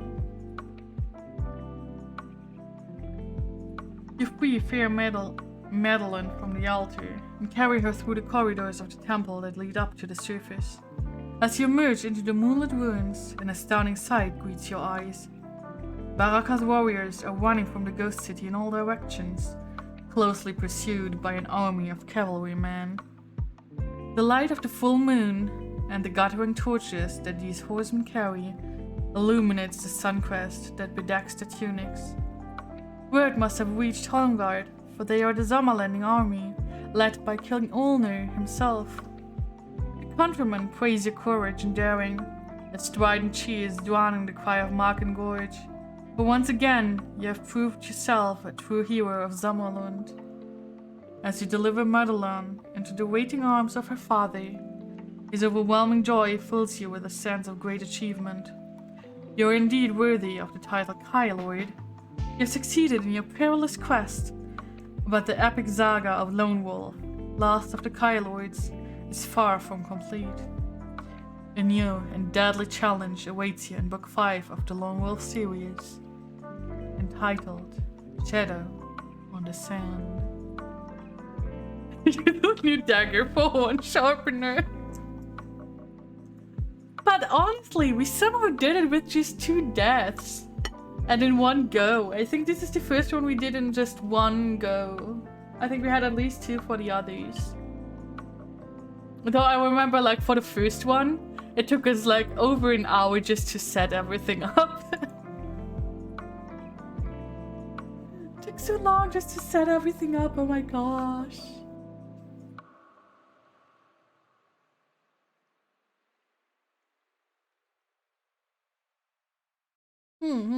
Good job, guys. I mean, one death was just solely my my own self-indulgence. But the rest is yeah, was up to you. First one lasted 2 streams if I remember correctly. Oh, okay. Have a good day, Sam. Thank you for being here, and again, thank you for gifting a sub and for subscribing on tier 3. Thank you very much. Thank you, guys. Oh, you still have that there? You don't need that or that. Thank you guys so much for being here and playing with me. It's always fun to play this with you guys because you can interact so much. I really like that you can interact so much. It's a lot of fun.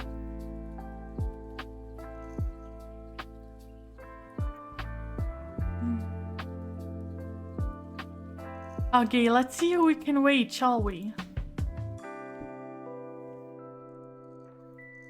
Let's see who we can wait.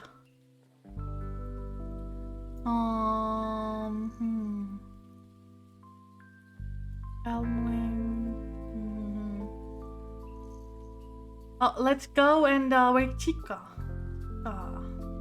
Let's go to Chica.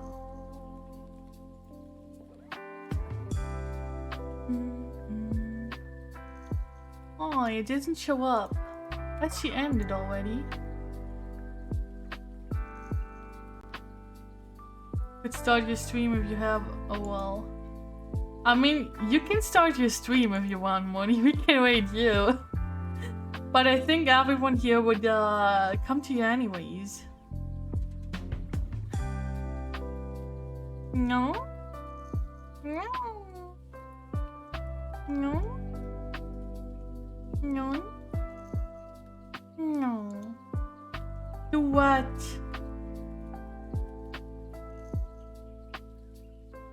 What am I supposed to do?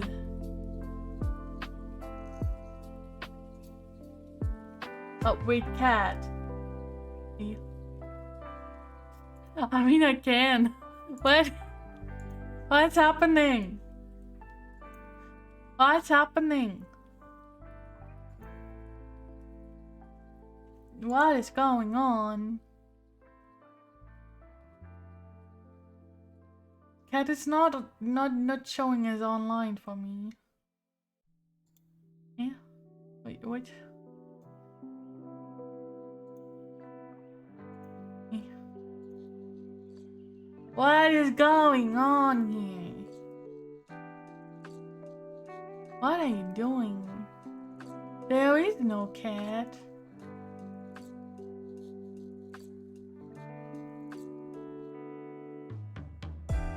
Yeah. You're saying weird things. There is no cat.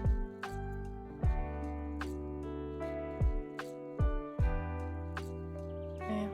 Oh, I know.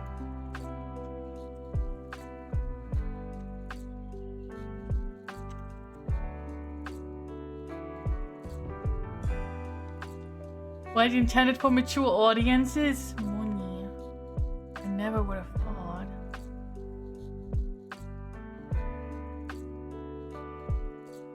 Naughty kitty. Naughty kitty. Why are you a naughty kitty? Doing stuff for mature audiences. How dare you? How dare you? No. Thank you guys for being here. Okay. And I hope you will all have a good day or a good night, whatever it is. And I will see you next week. Okay? Bye bye.